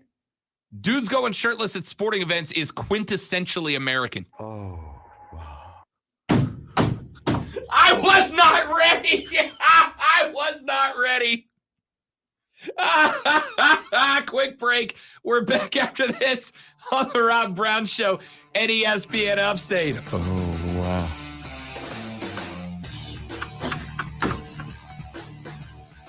That might be my favorite clip of all time. It might be. Oh.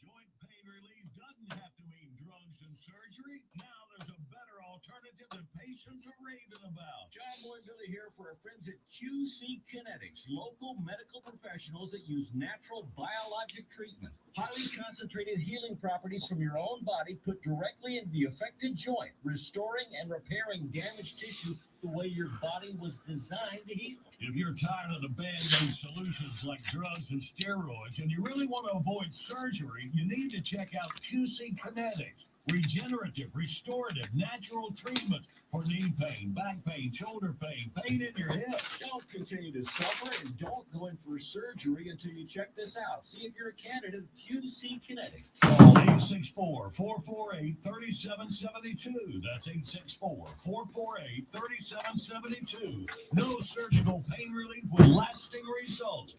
864-448-3772. Prescription products require an online consultation. Restrictions apply. See website for full details and important safety information. Think you might have ED?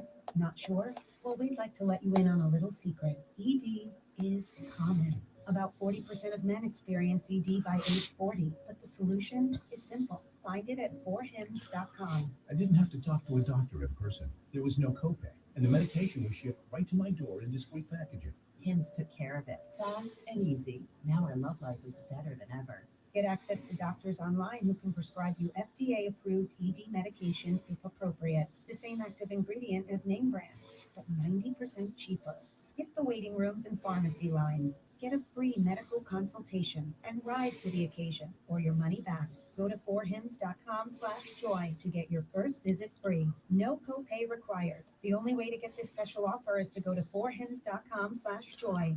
FORHIMS.com/JOY. We're planning a trip to Spain later this year. But our Spanish It's pretty bad. So we're using Babbel. Babbel's conversation-based method teaches you real-life words and phrases. And with Babbel's interactive, bite-sized lessons, you'll remember what you learned. There's no easier way to learn another language. Ahora hablamos español. He just said now we speak Spanish. Babbel, language for life. Now try Babbel for free. Just go to Babbel.com. That's BABBEL.com. Get that satisfying crunch. Now with 20% more honey. Try a delicious Nature Valley Oats and Honey Crunchy Bar with more of the honey you love.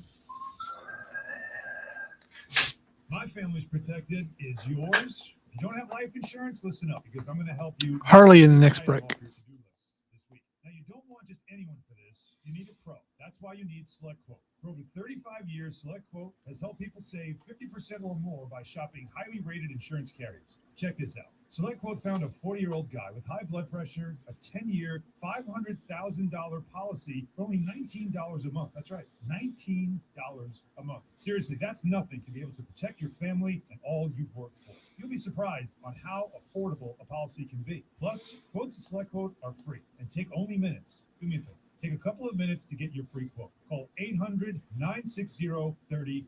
That's 800-960-3030. Or go to SelectQuote.com. That's SelectQuote.com. Full details on sample policy and carrier ratings at SelectQuote.com/commercials. Price could vary by health, issuing company, and other factors. Not available in all states.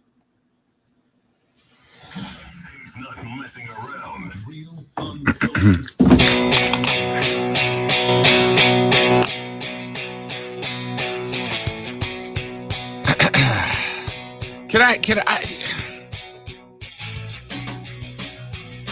I appreciate, and this subject may get near and dear to Lonzo's heart.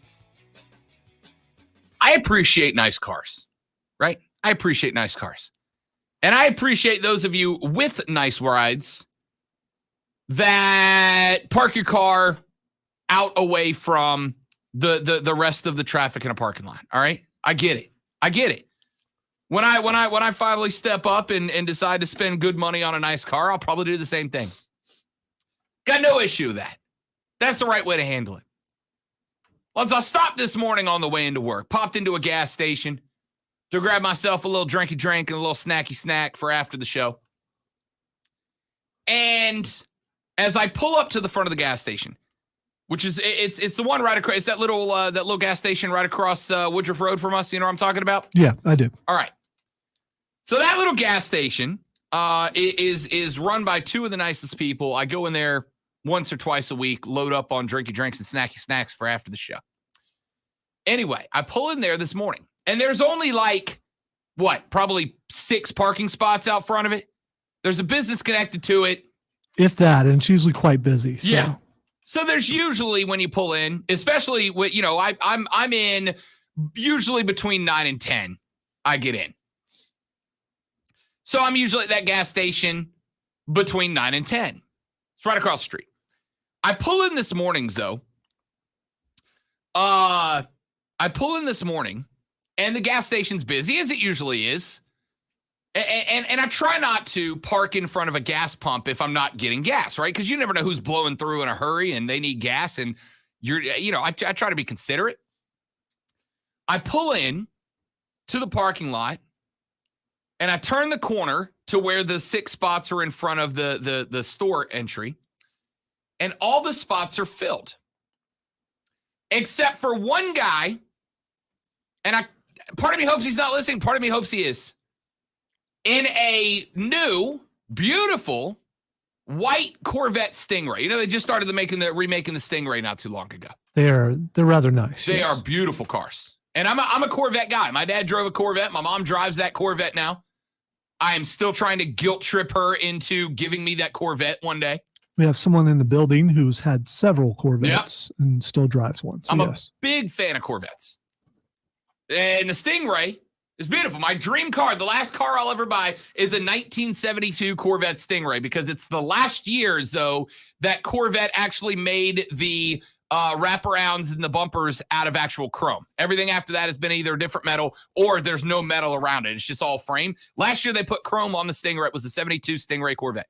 Beautiful. I'm laughing because my selling point was this would be the last car I ever buy because of my age and how long it'll take to pay it off. It's going to take forever. I'll be 90 when I get that car, but I'm going to get that car. Anyway, I pull in, and there was a guy, Lonzo, in a new Corvette Stingray, pulled straight in with the middle line of 2 parking spots directly down the middle of his car. My dude parked right in the middle of 2 spots so that nobody would hit his car. And I'm like, on one hand, I get it. Somebody hit that car and I owned it, I'd be absolutely furious. I'd be outraged. But if I own that car, that's not where I go. Yeah, go to a different go to a grocery store and park out on the backside of the lot, right? If you park, I don't care what kind of car you have. I don't care if you got a friggin' Ferrari. If you park your car directly over a line between 2 spots, especially now, look, if you go to a Publix where there's 500 parking spots and the whole back half of the lot's empty, cool. All right, fine, whatever. It's not gonna outrage me. But you went to a tiny gas station on the corner of a busy highway that has 6 parking spots, and you took up 2 of them with your car, right? And now I got to sit there and wait for somebody to come out of the gas station and move so that I can pull in. So this guy pulls out in his car, or he walks out of the gas station towards his car. I realize he's getting into the Corvette. And Lonzo, we've met. I'm not a confrontational dude. In fact, when there is confrontation to be had, Rob Brown is the absolute coward that just shuts down. Eyes down, Rob Brown, out of the room as fast as he can go. Absolutely. Absolutely. Eyes down, Rob Brown doesn't want to be around. I do not like conflict. I'm not a fan. I avoid it as much as possible. This dude comes out. I can't help myself. Roll down the window, and I go, "Hey, sir." And I'm like, it's the kill him with passive-aggressive kindness technique. I'm like, "Sir, I don't know if you noticed, but you parked in 2 parking spots in a very busy parking lot." And he looks at me and says, "I don't give a bleep," and then gets in his car. Lonzo, I'm not a big fan of property damage, but I would have got out and popped that dude's tire on the spot. You can have these 2 spots, pal. In fact, you can have them for the rest of the day, buddy. Don't be an inconsiderate clown. I get that. And you're right. You shouldn't be that. But if you're going to be that, be that. And that's what that guy was. Yeah. If you're going to do it, you got to go jerk that's going to park your car and take up 2 spots in a busy, limited parking situation, I assume you're the type of person who doesn't give a damn about anybody else and what their life is about at that moment. If you're the type of person that takes your car and parks directly on the center line at a busy parking lot, I assume you don't give a blank about anybody else. I am curious as to what he bought. I mean, I don't know. He was coming out the store. Okay. I didn't know if he had something like in a, small brown paper bag or something like that. I'm just curious. Don't be that guy. Be like Lonzo. You know what Lonzo does? Lonzo parks over on the other side of the parking lot and walks to the door because he says, I don't want anybody to hit my car parked around it. And in order to accomplish that without inconveniencing anybody else, I'm not going to park across 2 spots right by the door. I'll park out there on the other side of the parking lot and walk in. Now, granted, I know that so Lonzo can get up and look at his car through the window. That's absolutely why. Yeah. That's true. But Lonzo put good money into a very nice car, and he's looking after it. And I respect that. That's fine. And we'll still be putting money into it for a while. Yes. But again, it is what it is. But Lonzo, if he goes to the gas station across the street, is not a jerk. He's going to park in one spot. He may sprint into and out of the gas station to leave the car parked in one spot for the least amount of time possible. But he's not going to be an inconsiderate jerk like this guy and then get mad when somebody has the audacity to go, hey, mister, I'm more important than you. You're not. Move your car, you jerk. Unbelievable. Unbelievable. This is what I mean when I say be kind to other people. Just be considerate, right? Just be considerate. I wasn't necessarily on a schedule. We work in radio. We're not like on a hard schedule. But had I been? Well, you do have somewhere to be between 12 and 3. Between 12 and 3. Yeah, the hard you do. schedule for me is 12 to 3. There's days I'm up here until 9 o'clock at night. There's days I'm in here at 8 a.m. There's days I'm in here at 11. There's days I'm out by 3. It just depends on what's going on. Yeah, there's a 305 Exodus today. It's just, he might be streaming. Point is, had I been late, had I had to wait in a parking spot, that guy might have screwed my day up and didn't care at all. Just stop. Quick break back after this to wrap up hour 2 on the Rob Brown Show, ESPN Upstate.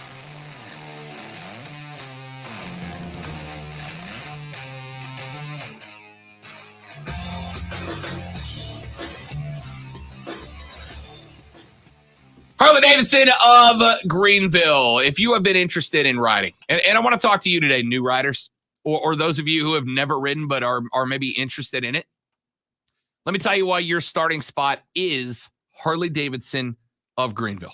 All right, check them out. Here's why. About 8 years ago, my dad rode when I was a kid. My dad rode, and I always thought, that'd be cool. And the more of my friends that bought motorcycles, they, like me, never stop talking about it, never start bragging about it. Because it's a tremendous activity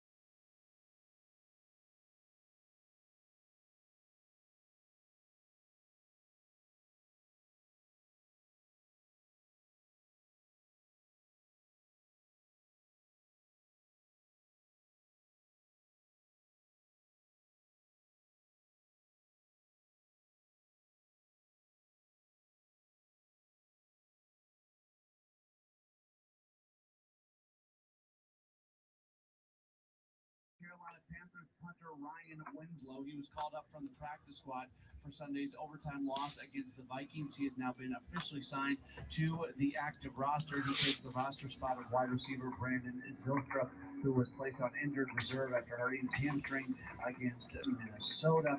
The Panthers, who have lost 3 in a row, are getting set for their next game against the Giants coming up on Sunday. College football, a rare Wednesday night for number 14 Coastal Carolina. They put their perfect 6-0 record on the line tonight, traveling to Boone, North Carolina for a matchup against Appalachian. Download the Score app today, lightning fast sports alerts, so you never miss a thing. It's why the Score app is one of North America's most popular sports apps. With your ESPN. Can't believe Diesel's actually working today. The day the boss isn't here? No, Coastal versus. Oh, Appalachian State. That's right. That would be the game to go to unless you fear the outcome of said game, which you might.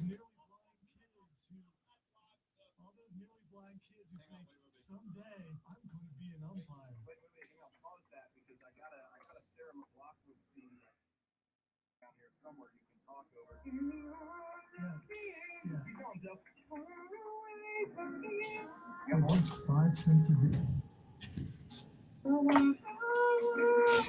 An umpire who is no longer in a functioning society thanks to uncaring people like Rob Brown who wanted their job eliminated to make their game perfect. Greenville, Spartanburg. That's the Rob Brown Show. Weekdays noon to 3 on ESPN Upstate. Congratulations to the winner and player of the week, Nemo Cochran. Nemo Cochran of Woodruff had 4 receptions for 129 yards and 4 touchdowns on Friday as Woodruff crushed Emerald 42-6. Again, congratulations to the ESPN Upstate player of the week, Nemo Cochran. ESPN Upstate High School Player of the Week. The Gridiron coverage. Can't wait to go home and actually be able to take some science medicine. Woo!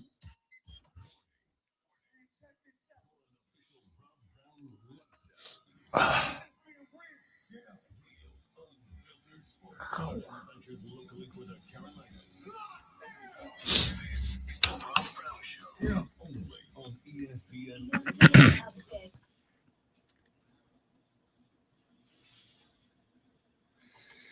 All right, here we go.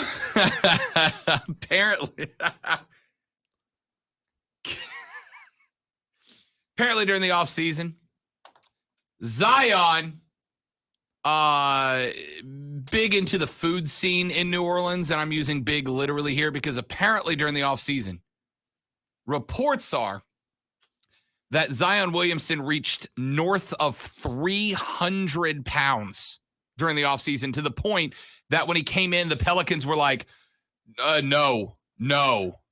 I mean, how much is 300 pounds on a guy who's what, 6'8", 6'9"? It's too much. Is it? Okay. For an NBAer that's got, for an offensive lineman, great, start him. Okay. But for a guy whose job is to play above the rim, that's too many pounds. What was Shaq's average weight? I I don't think Shaq was a 300-pound player. Okay.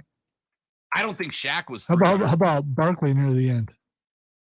Around mound of rebounds.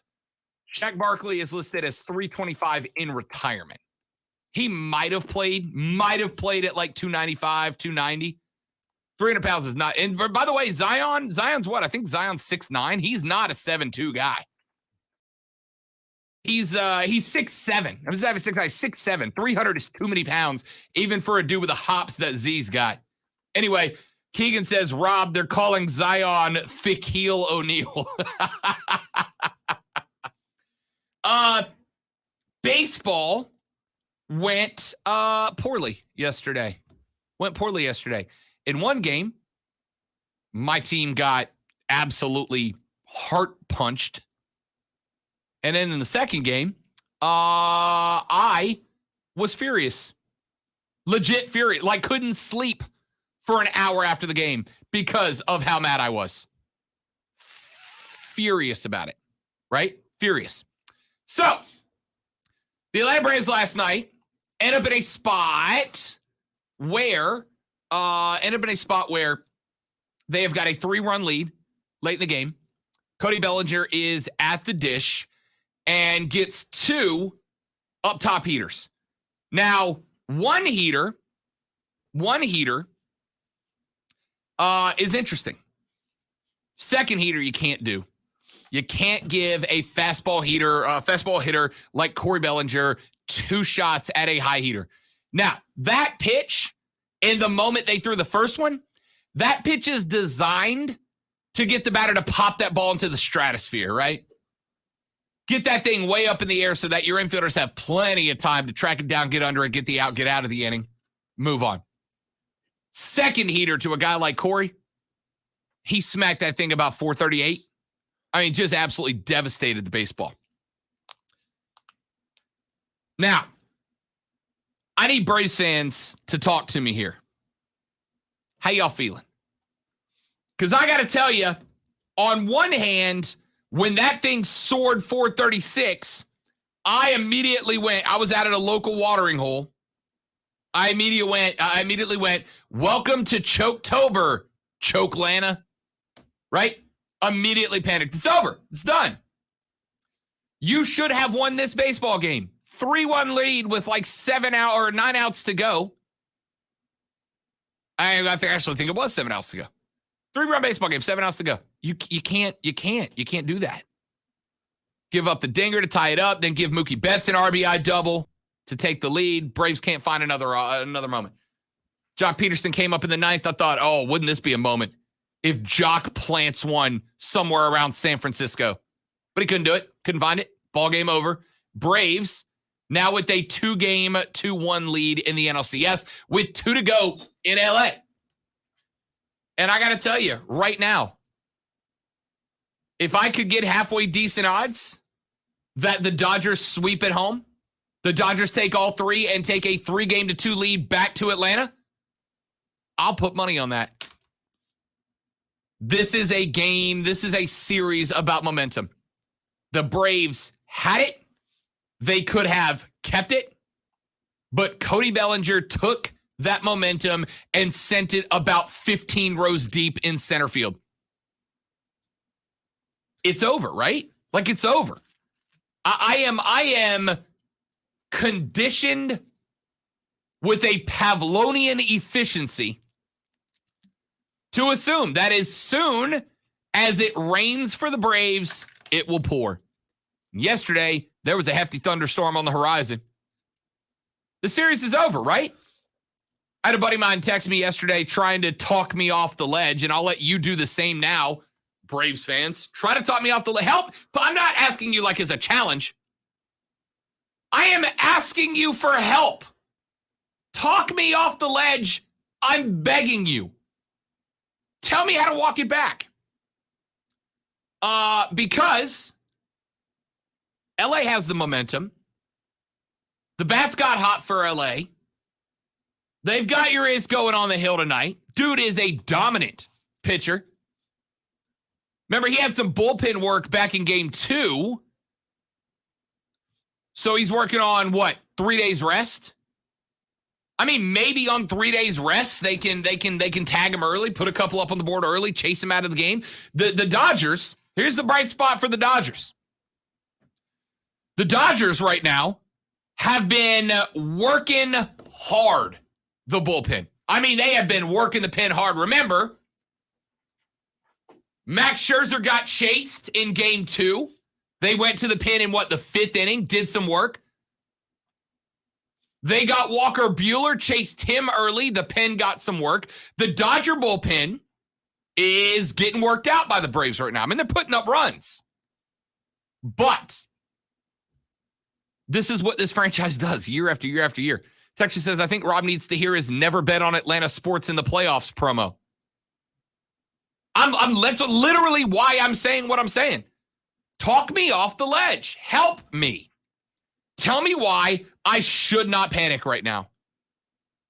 Tell me why I should still believe that that this team is going to get some momentum in the NLCS. That this team isn't done. Because I will bet you $1 the Dodgers sweep at home. The Braves will not win a game in LA, which means that the Braves then have to come back to Atlanta and win game 6 and game 7 knowing that you're getting two of the best in the game in Bueller and Scherzer, who have already seen the lineup once, right? Their last outing is against the same lineup. They know this lineup now. They've experienced it firsthand. So unless, and Freddie came back to life. Freddie, what did he go? 0 for 8 with 7 strikeouts at one point between that walk-off home run and his next hit. The bat came back a little bit for Freddie last night. Joctober is still in effect. He's still slinging the ball. Ozzy's been on base more than he hasn't lately. But talk me off the ledge. Tell me why I should think that this is going to be anything other than another late playoff disaster for the Braves. Listen, it's not unheard of for a team to have a 2-game lead and then lose a CS. It's not unheard of. It happens. Remember, they had this series 3-1 last year against the same team, and what'd they do? Choked it up. This time, they decided to start it a little bit earlier. They are the home team in a 7-game stand against a 106-game regular season winning team. Had them on the ropes, and then last night blew it. And LA's feeling themselves now. You could feel the energy off of that team last night. You could feel that they had more confidence than they've had maybe in the midst of a 106-win season. They have all the momentum. Atlanta's bullpen is unfortunately not very good. It's played well in the postseason, but that's the exception, not the rule. That's the exception, not the rule. Braves fans, 844-GSP-ESPN, 844-477-3776. Text us 71307 on the Ingles Market text line. Start your text with ESPN. Tweet me at The Rob Brown Show, at The Rob Brown Show. Tweet Lonzo at Lonzo on Word. And tell me why I should not be standing on the edge right now, because I am. I am mentally preparing myself for this Braves team to lose this series in heartbreaking fashion. Ready for the prediction, Lonzo? Braves lose all 3 in LA. They go down 3-2 after having a 2-0 lead. They come back to Atlanta. They win in Game 6, and then they just get thrashed in Game 7, and the Dodgers go to the World Series. You want $1 on that bet that's what happens, though? There's 100 outcomes possible. You want $1 that the Braves end up losing all in LA and then dropping the ball at home in Game 7? I normally don't bet money. It's usually like food or consequences, but I'll take that $1 bet. It's a $1 bet. I'll take the $1 bet. All right. Braves lose it in Game 7 because that's what they do. See you next Monday, kids. Over on the other side, texter Panda writes in. Panda says, if you were mad for an hour after that Red Sox game, imagine how mad I was as a diehard Red Sox fan. Oh, I would have been steaming. I'd have been steaming. I've done a half a segment on this so far. I'm about to do another one. I got to tell you, if I was a Red Sox fan in Boston today and I had a radio show, there would be nothing else to discuss. Last night, the Boston Red Sox are all square with the H-Town Astros in the top of the 9th inning. We are 260, whatever it was, 8 pitches deep in Game 4. Got a great game, 2-2. Phenomenal game. At the disc is Jason Castro of the Houston Astros. On the hill, Nathan Eovaldi, who has been pretty good in this postseason. Evaldi's got 2 strikes on Castro, throws a gorgeous breaking ball. Gorgeous breaking ball. That by every pitch tracking bit of technology available, he hits the breaking ball right on the corner, strike 3, except for it was not. Instead, one of the worst umpires in Major League Baseball, Laz Diaz, rings it up as a ball. Absolutely strike 3, backwards K on the score sheet, send Castro back to the dugout. The Red Sox come up, squared up. with a chance to win it in the bottom of the ninth. What happens? Ball outside. Next pitch, fouled off. Next pitch, lined out into center field. The Astros score, and then they start marching guys around the bases to a tune of 7 runs in the top of the ninth. They end up winning 9-2. That ball, this is not subjective. This is objective. That pitch was a strike. That pitch was a strike. There's no discussion. I'm not looking for discussion because there ain't one to be had. It was a strike. By every metric, every angle, every camera view, it was a strike. Rung up as a ball by Laz Diaz. 2 pitches later, Astros score. Then they score 6 more.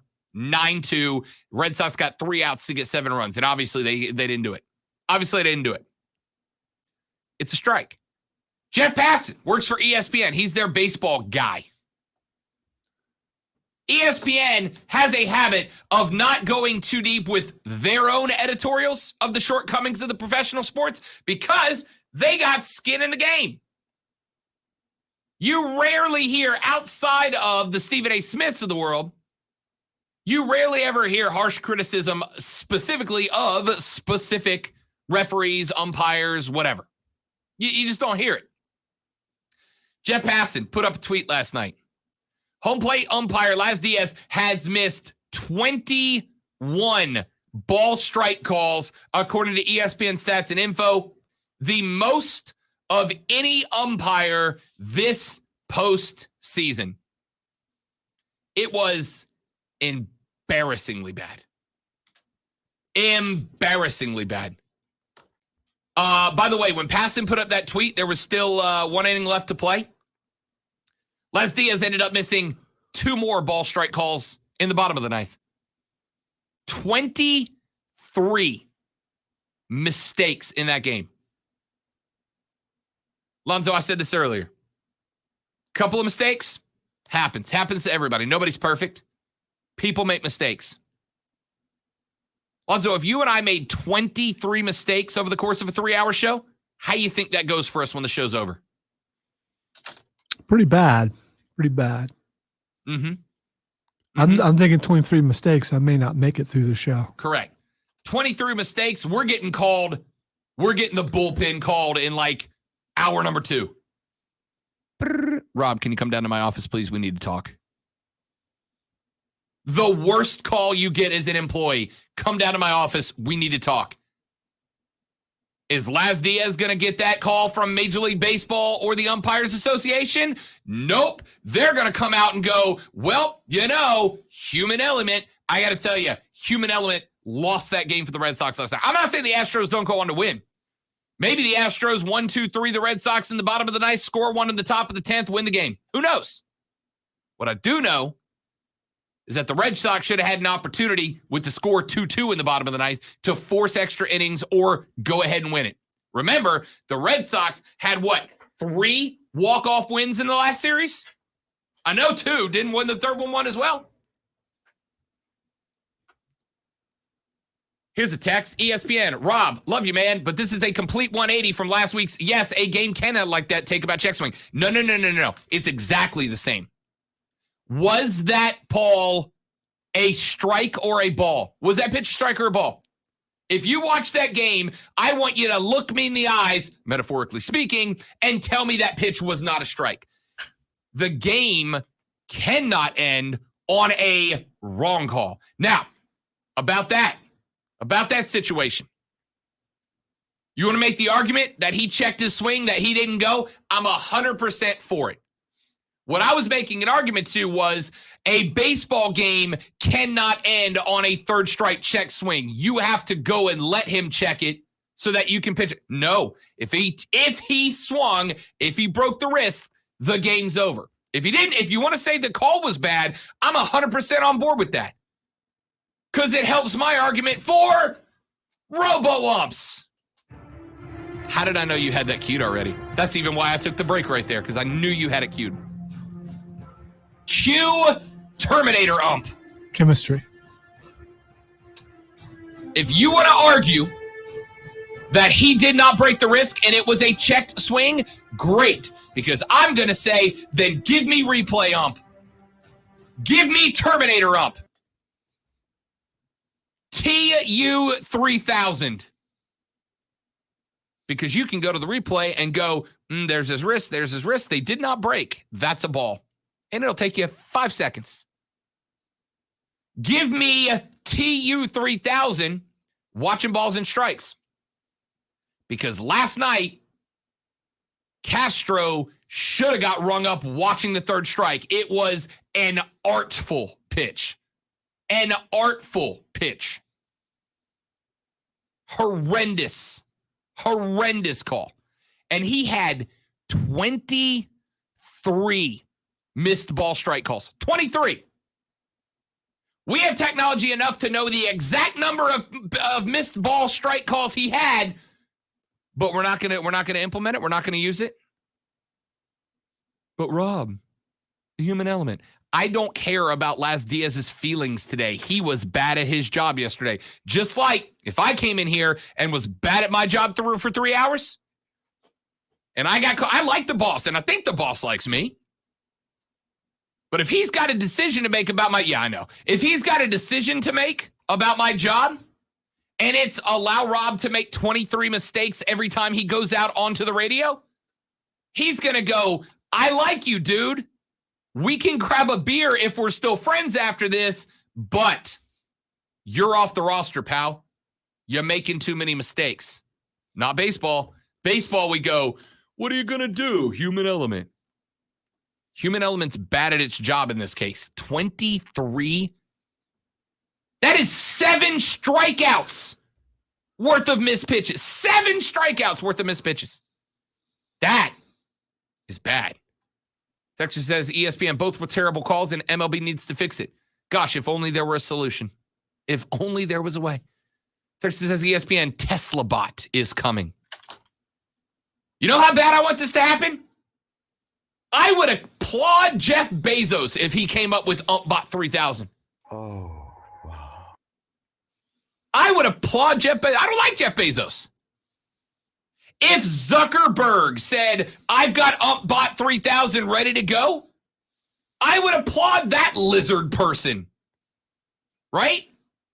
It was hot garbage. Hot garbage.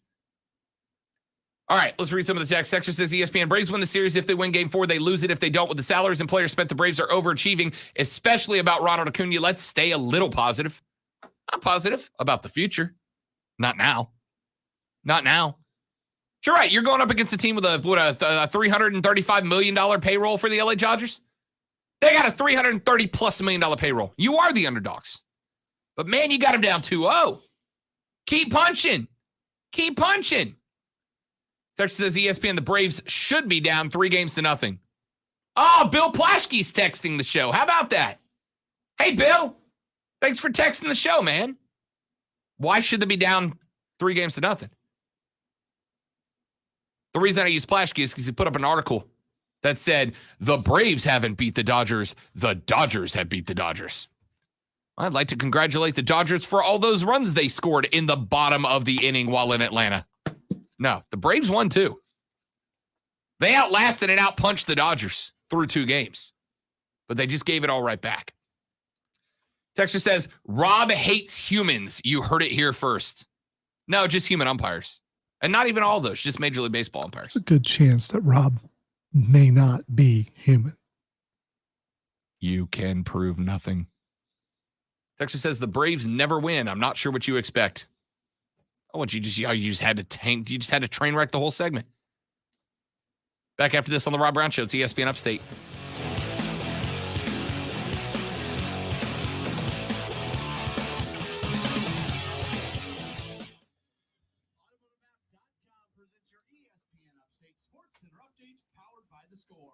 The Atlanta Braves now lead the Dodgers 2-1 after the Braves lose to the Dodgers 6-5. Cody Bellinger hitting a tying 3-run home run in the 8th inning, and then Mookie Betts lining an RBI double as the Dodgers come back to get the win. Charlie Morton got the start for the Braves. He allowed 2 runs on 3 hits in 5 innings, struck out 5 and walked 6. Freddie Freeman does break out of his slump. He goes 3 for 4 with a walk and a run scored. Adam Duvall goes 2 for 5, but it is not enough. Game number 4 of the series coming up tonight in Los Angeles. Julio Urias starts for the Dodgers. The Braves are going with a bullpen game. Download the Score app today. Lightning fast sports alerts so you never miss a thing. It's why the Score app is one of North America's most popular sports apps. With your ESPN Upstate Sports Center update, I'm Matt Pauley. The Burns Rebels play on ESPN Upstate. The Burns Rebels host the TL Hannah Yellow Jackets this Friday night at 7. The Rebels and Jackets play on ESPN Upstate and the Odyssey, powered by your local Ingles Market. 977 FM, 970 and Spartanburg. All right, we're about to grade something. Where is it? Here? Yes, here. Use the facilities, I suggest you go You know what's next? Surgery. Major surgery. Is it for the reason I'm assuming it's for? I don't know the culprit, but yes, so yes, it is. But I will say it was tough. Ready for this? Grade this. He's ready to go. Man, he can change the I got some juke in. Got some juke in there. Boom. Yeah. I mean, it's hard to he's on ice, man. He missed though. He missed. I mean, the dude ducked right. He got contact on the ear. But to do a buzzing all night. He's ready to go. Man, he can change the complexion of the game in a hurry, can he? He's definitely off the ice. He's ready to go. Man, he can change the complexion of a game in a hurry, can he? I had to say that's a B+ effort. I know he doesn't connect solid. If he lands that on the nose, it's an A+, right? Yeah, but here's the other. The complexion of a game in a hurry, can he? That's what I'm saying. Like you got to go. No, So the visor ends at the nose. So if you hit here, you're change the complexion of a game in a hurry, can he? But hitting the not nearly as bad as hitting the helmet itself. It's a. He can change unless he was trying to Superman punch his neck, in which case he still missed, but it was closer to that. I'm gonna go with, can he? He can change the complexion of a game in a hurry, can he? Right, like he's elevated. He's going. That's he can change A+ the complexion effort. of a game in a hurry, can he? It's He can C change the complexion of a execution. I'm game gonna in a give him a hurry, B overall. I'll average it to a B effort on an on-ice Superman punch. He can change the complexion of a game in a hurry, can he? I don't know how to grade this. I will. I mean, there are several elements. First of all, I enjoy the juke because that way you throw the guy off. He doesn't know where it's coming. But another element of the Superman punch is there's a brief. He can change the complexion. He can change the complexion of a game in a hurry, can he? He can change the complexion of a game in a hurry, can he? He can change the complexion of a game in a hurry, can he? Well, this place has been buzzing all night. A low B or a high B-. He's ready. So he can change the complexion. There's if you connect though, you're going to jail. Or at least you're suspended for a while. So,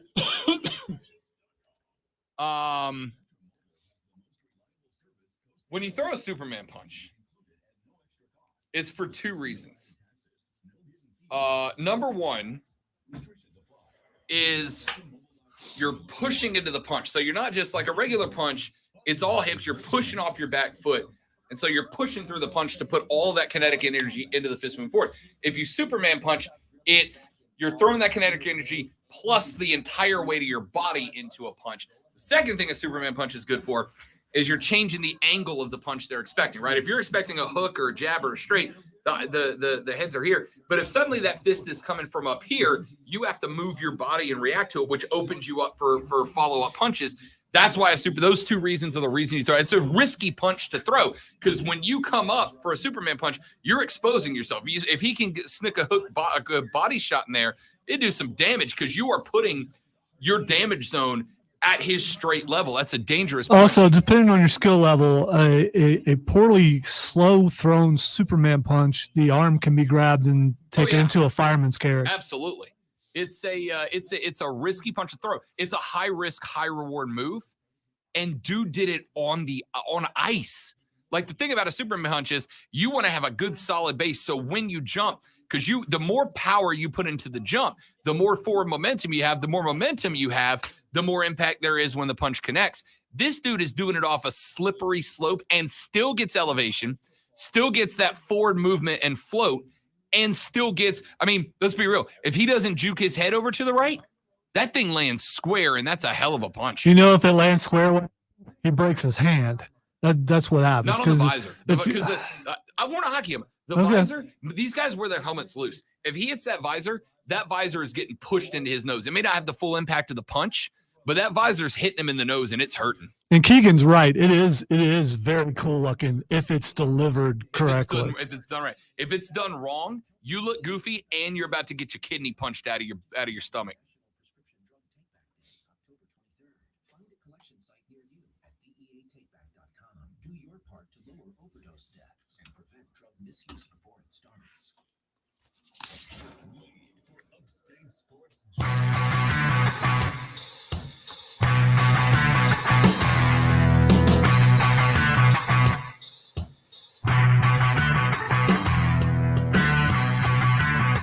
All right, let's do this. Let's get this out of the way. I discovered yesterday the National Hot Dog and Sausage Council. The National Hot Dog and Sausage Council. And on their website, they have a page, which, by the way, if you'd like to visit, I'm not making this up.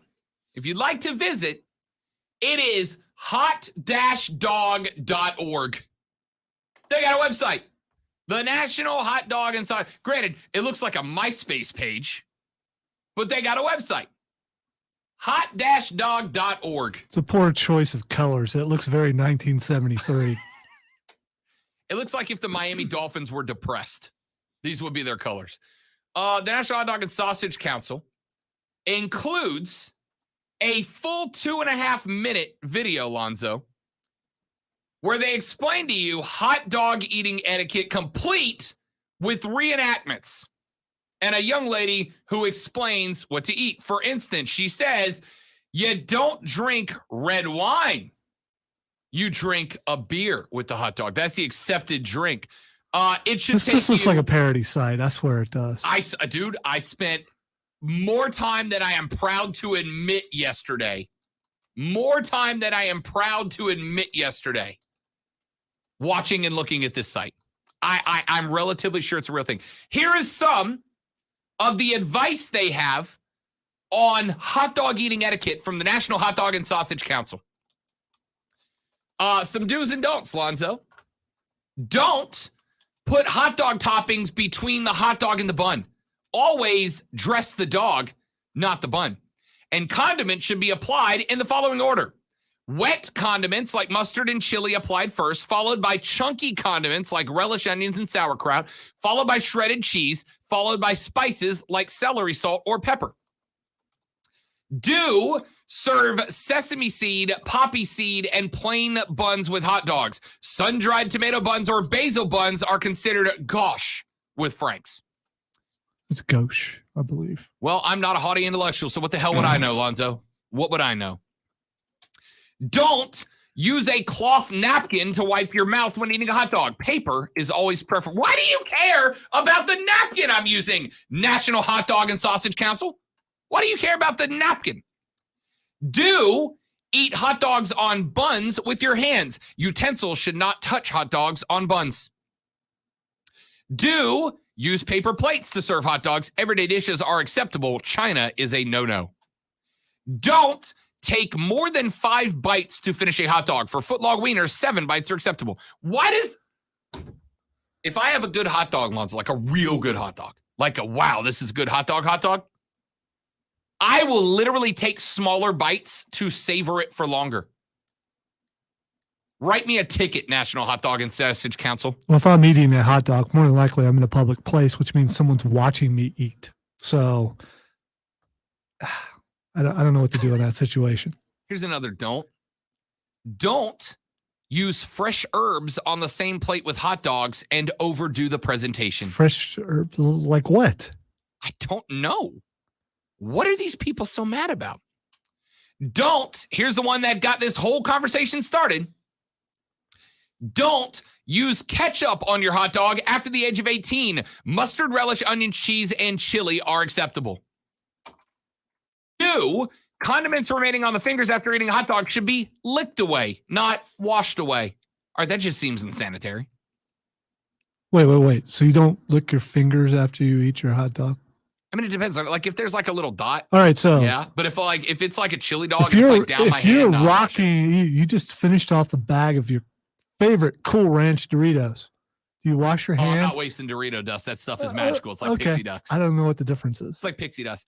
They even get into cocktail wieners here, Alonzo. Do use multicolored toothpicks, specific on the type of toothpick.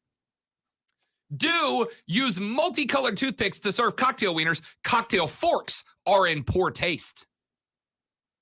Why? Don't. I was going to ask you, do they have something for pigs in blankets? But, I guess that may be too not fancy enough. I love this one. Do not send a thank you note following a hot dog barbecue. It would be not in keeping with the unpretentious nature of hot dogs. This website's pretentious, telling us what's not. Yeah, okay.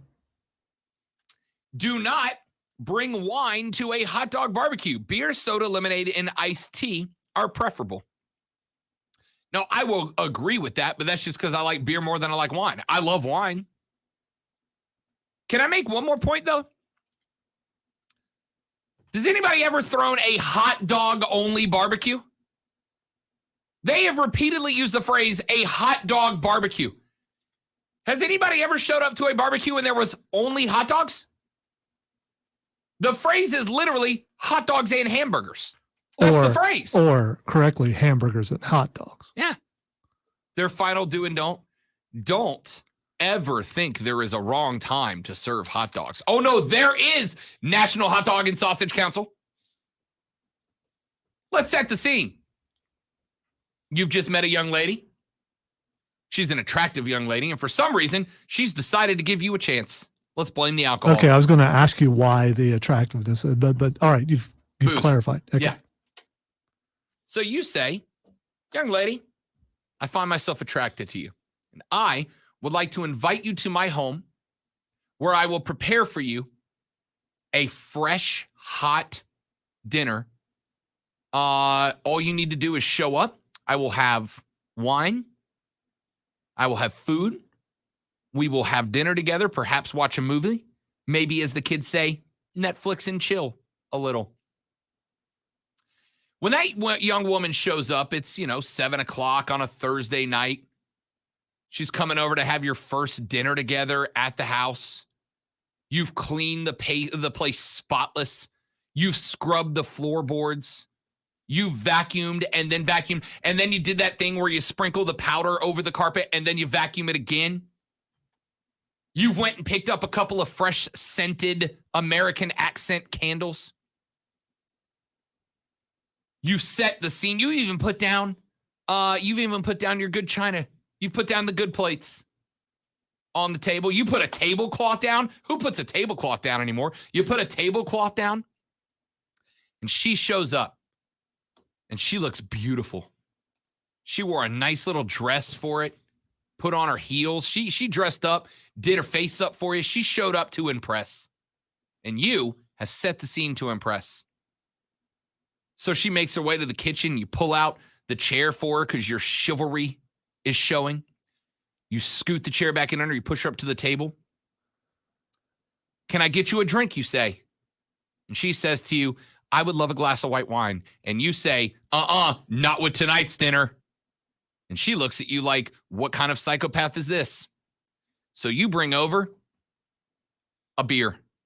That's what you get, because that's what's acceptable with tonight's dinner. And she goes, what's for dinner?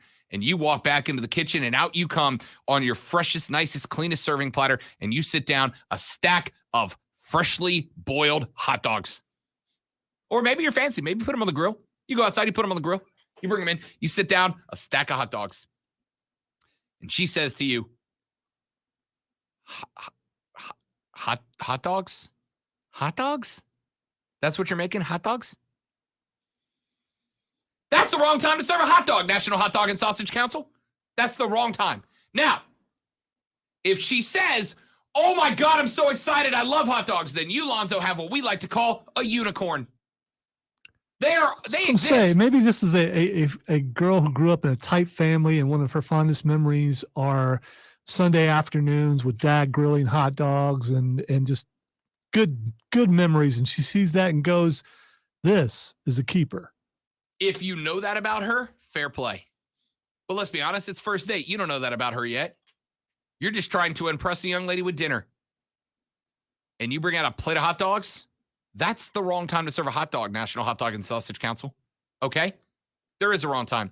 And then you walk over and you say, you know, I'm glad you came over. It's been a pleasure getting to know you, but this isn't going to work out because you took 9 bites to finish your hot dog, and the National Hot Dog and Sausage Council says that that's unacceptable. So I'm going to have to ask you to leave now, and please put the remainder of that hot dog down. Also, you put ketchup on your hot dog? What kind of child are you? What kind of child puts hot dogs on their ketchup? I'm going to have to ask you to leave.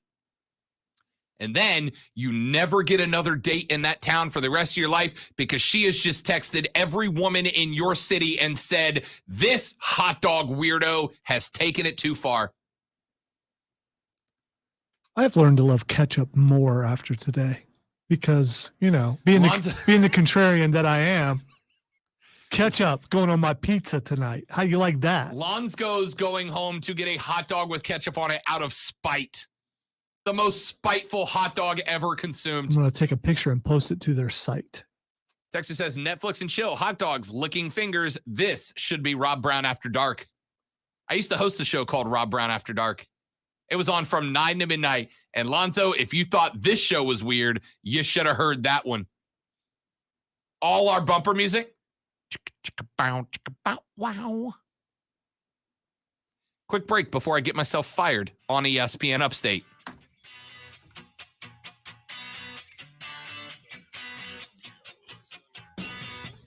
Was all your bumper music actually that? Yeah. Okay.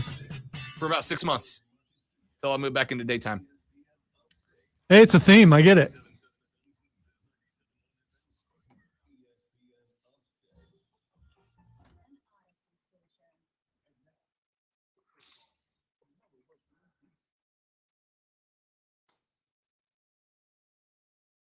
Or I went to the streamable music on Word. There are certain beds that I put in for my show and told the producers they couldn't use them on any other show because I don't want music to be synonymous with that program.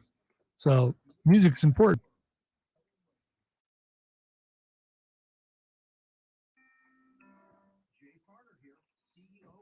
Yes, it actually sparked an argument. But the person who was arguing with me likes to argue. He's in the engineering department now.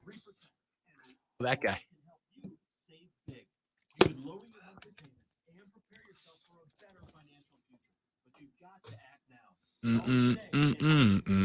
Doctor, get over.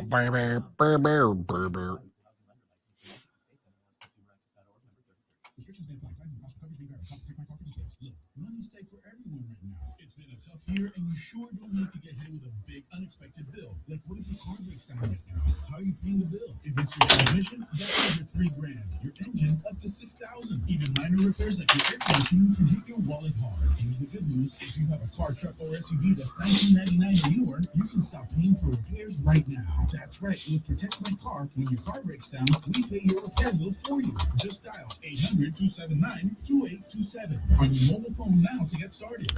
See, that's a poorly looking food site. If you want to see a good looking food site, go to cheese.com. That is one of my favorite food websites. Which one? Cheese.com. I find myself in a conundrum because ordinarily if a friend of mine tells me to go to a website like that, I usually open it. It's very not safe for work. Oh, no, you're good. You're good. From you, I suspect I'm probably safe. So on Saturdays, when an article has curse words in it, I replace it with cheese names. So cheese.com has just about every cheese you can think of in alphabetical order. So you can go through the different letters and look at all the different kinds of cheeses. And not only does it tell you how the cheese was made, it will give you texture. It will also tell you what to serve it with as far as foods and or drink. Respect that. Cheese.com. Mm-hmm.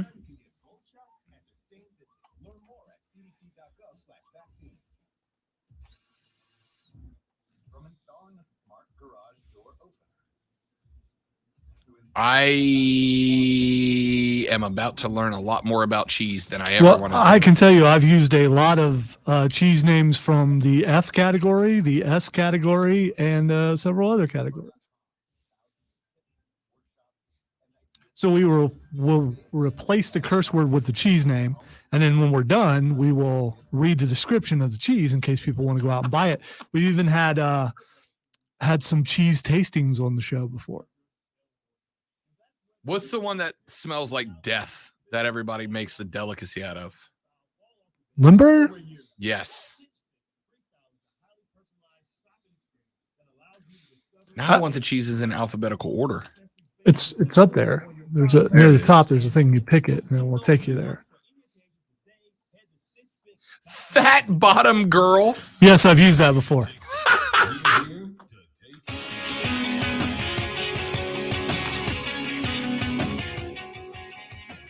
I'm not making back-to-back food segments here, but Lonzo has turned me onto a website called cheese.com that is literally just a database of cheeses. It's excellent. If you're trying to figure out what kind of cheese that you want to use with particular food, go to cheese.com. I also just learned that a flagship cheese produced by Bleeding Heart in Tamales, California, using raw sheep milk has the name Fat Bottom Girl cheese. Take some home tonight. Fat bottom cheese. Never mind. I had jokes. I won't make them. 844-GSP, ESPN, 844-477-3776. Texas on Ingles Market text line at 71307. Texter says, ESPN, I almost literally fell asleep listening to the hot dog etiquette. Well, blame the National Hot Dog and Security and Sausage Council, not me. I hope you weren't driving, man. Get some caffeine or something. Perk up. Texter says, I agree with the National Hot Dog Council saying not to put ketchup on a hot dog. Ketchup was originally an experiment by people who don't like the taste of fish. I don't know if that's true, but I want it to be. Wow, that sounds like I got to look that up now. You know what I hate about being me? There's not much I hate about being me. I'm pretty awesome, and my life's pretty awesome. All right? I've had some stuff, but my life for the most part is pretty kick-ass. You know what I don't like about me, Lonzo?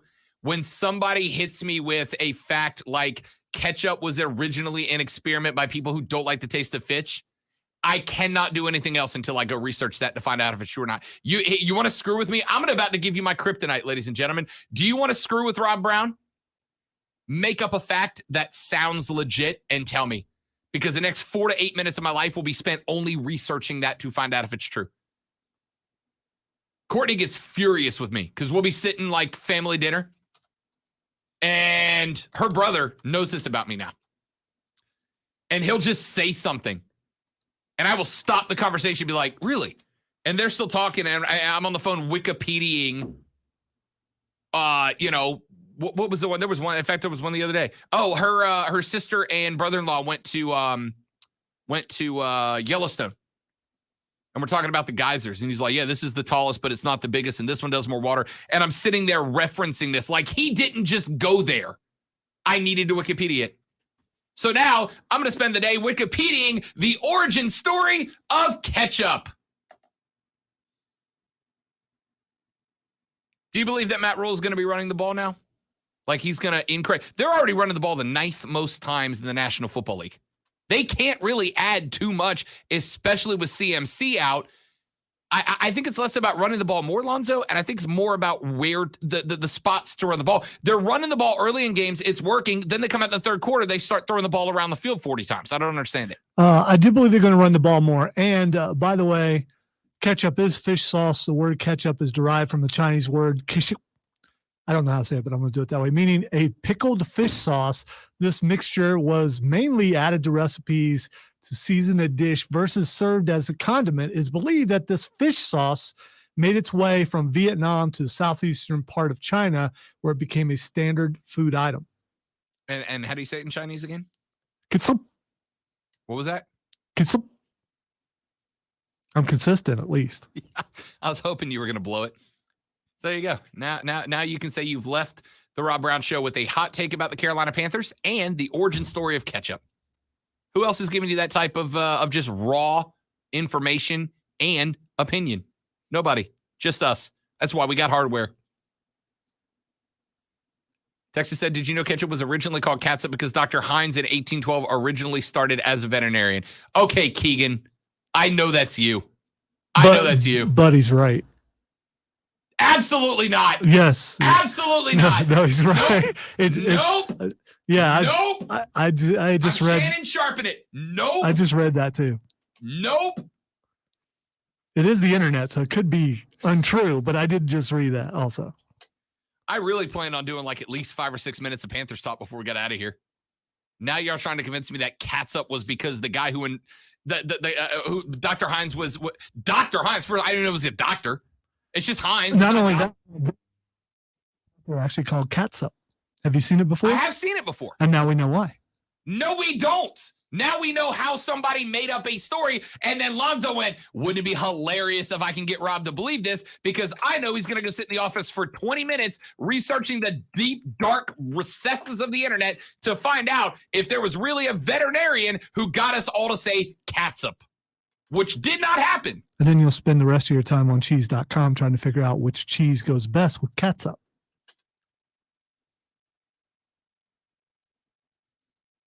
I give up. I just give up. I give up. I am so sorry to all of you. I will try to do better tomorrow. I'm just giving up before Twitter trending topics instead of at the end. Back after this on the Rob Brown Show, ESPN Upstate. Top 10 stupidest segments I've ever done.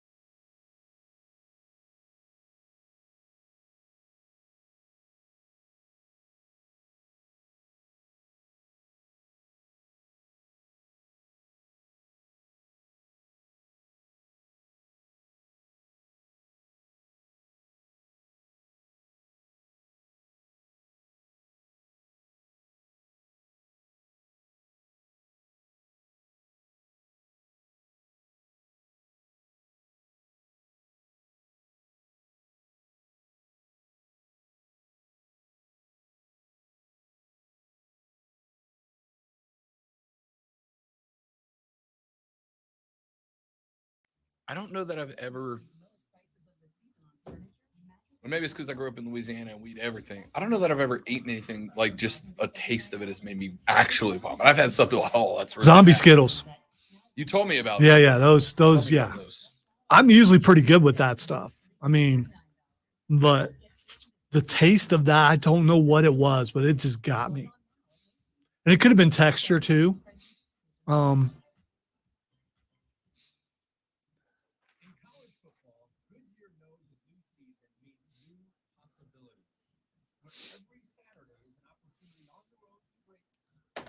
matter if you're out there playing your hardest or cheering the loudest from the sidelines, tailgating in the parking lot, or your favorite spot to watch the game, Goodyear knows passion is what drives us forward all the way to the playoffs.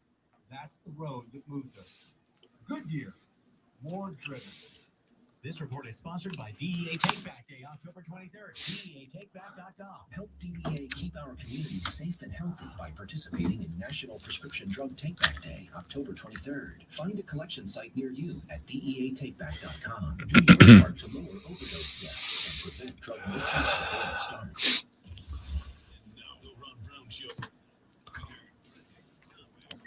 All right, we may have time for two, so I'm trying to pick out which one. Let me go with this.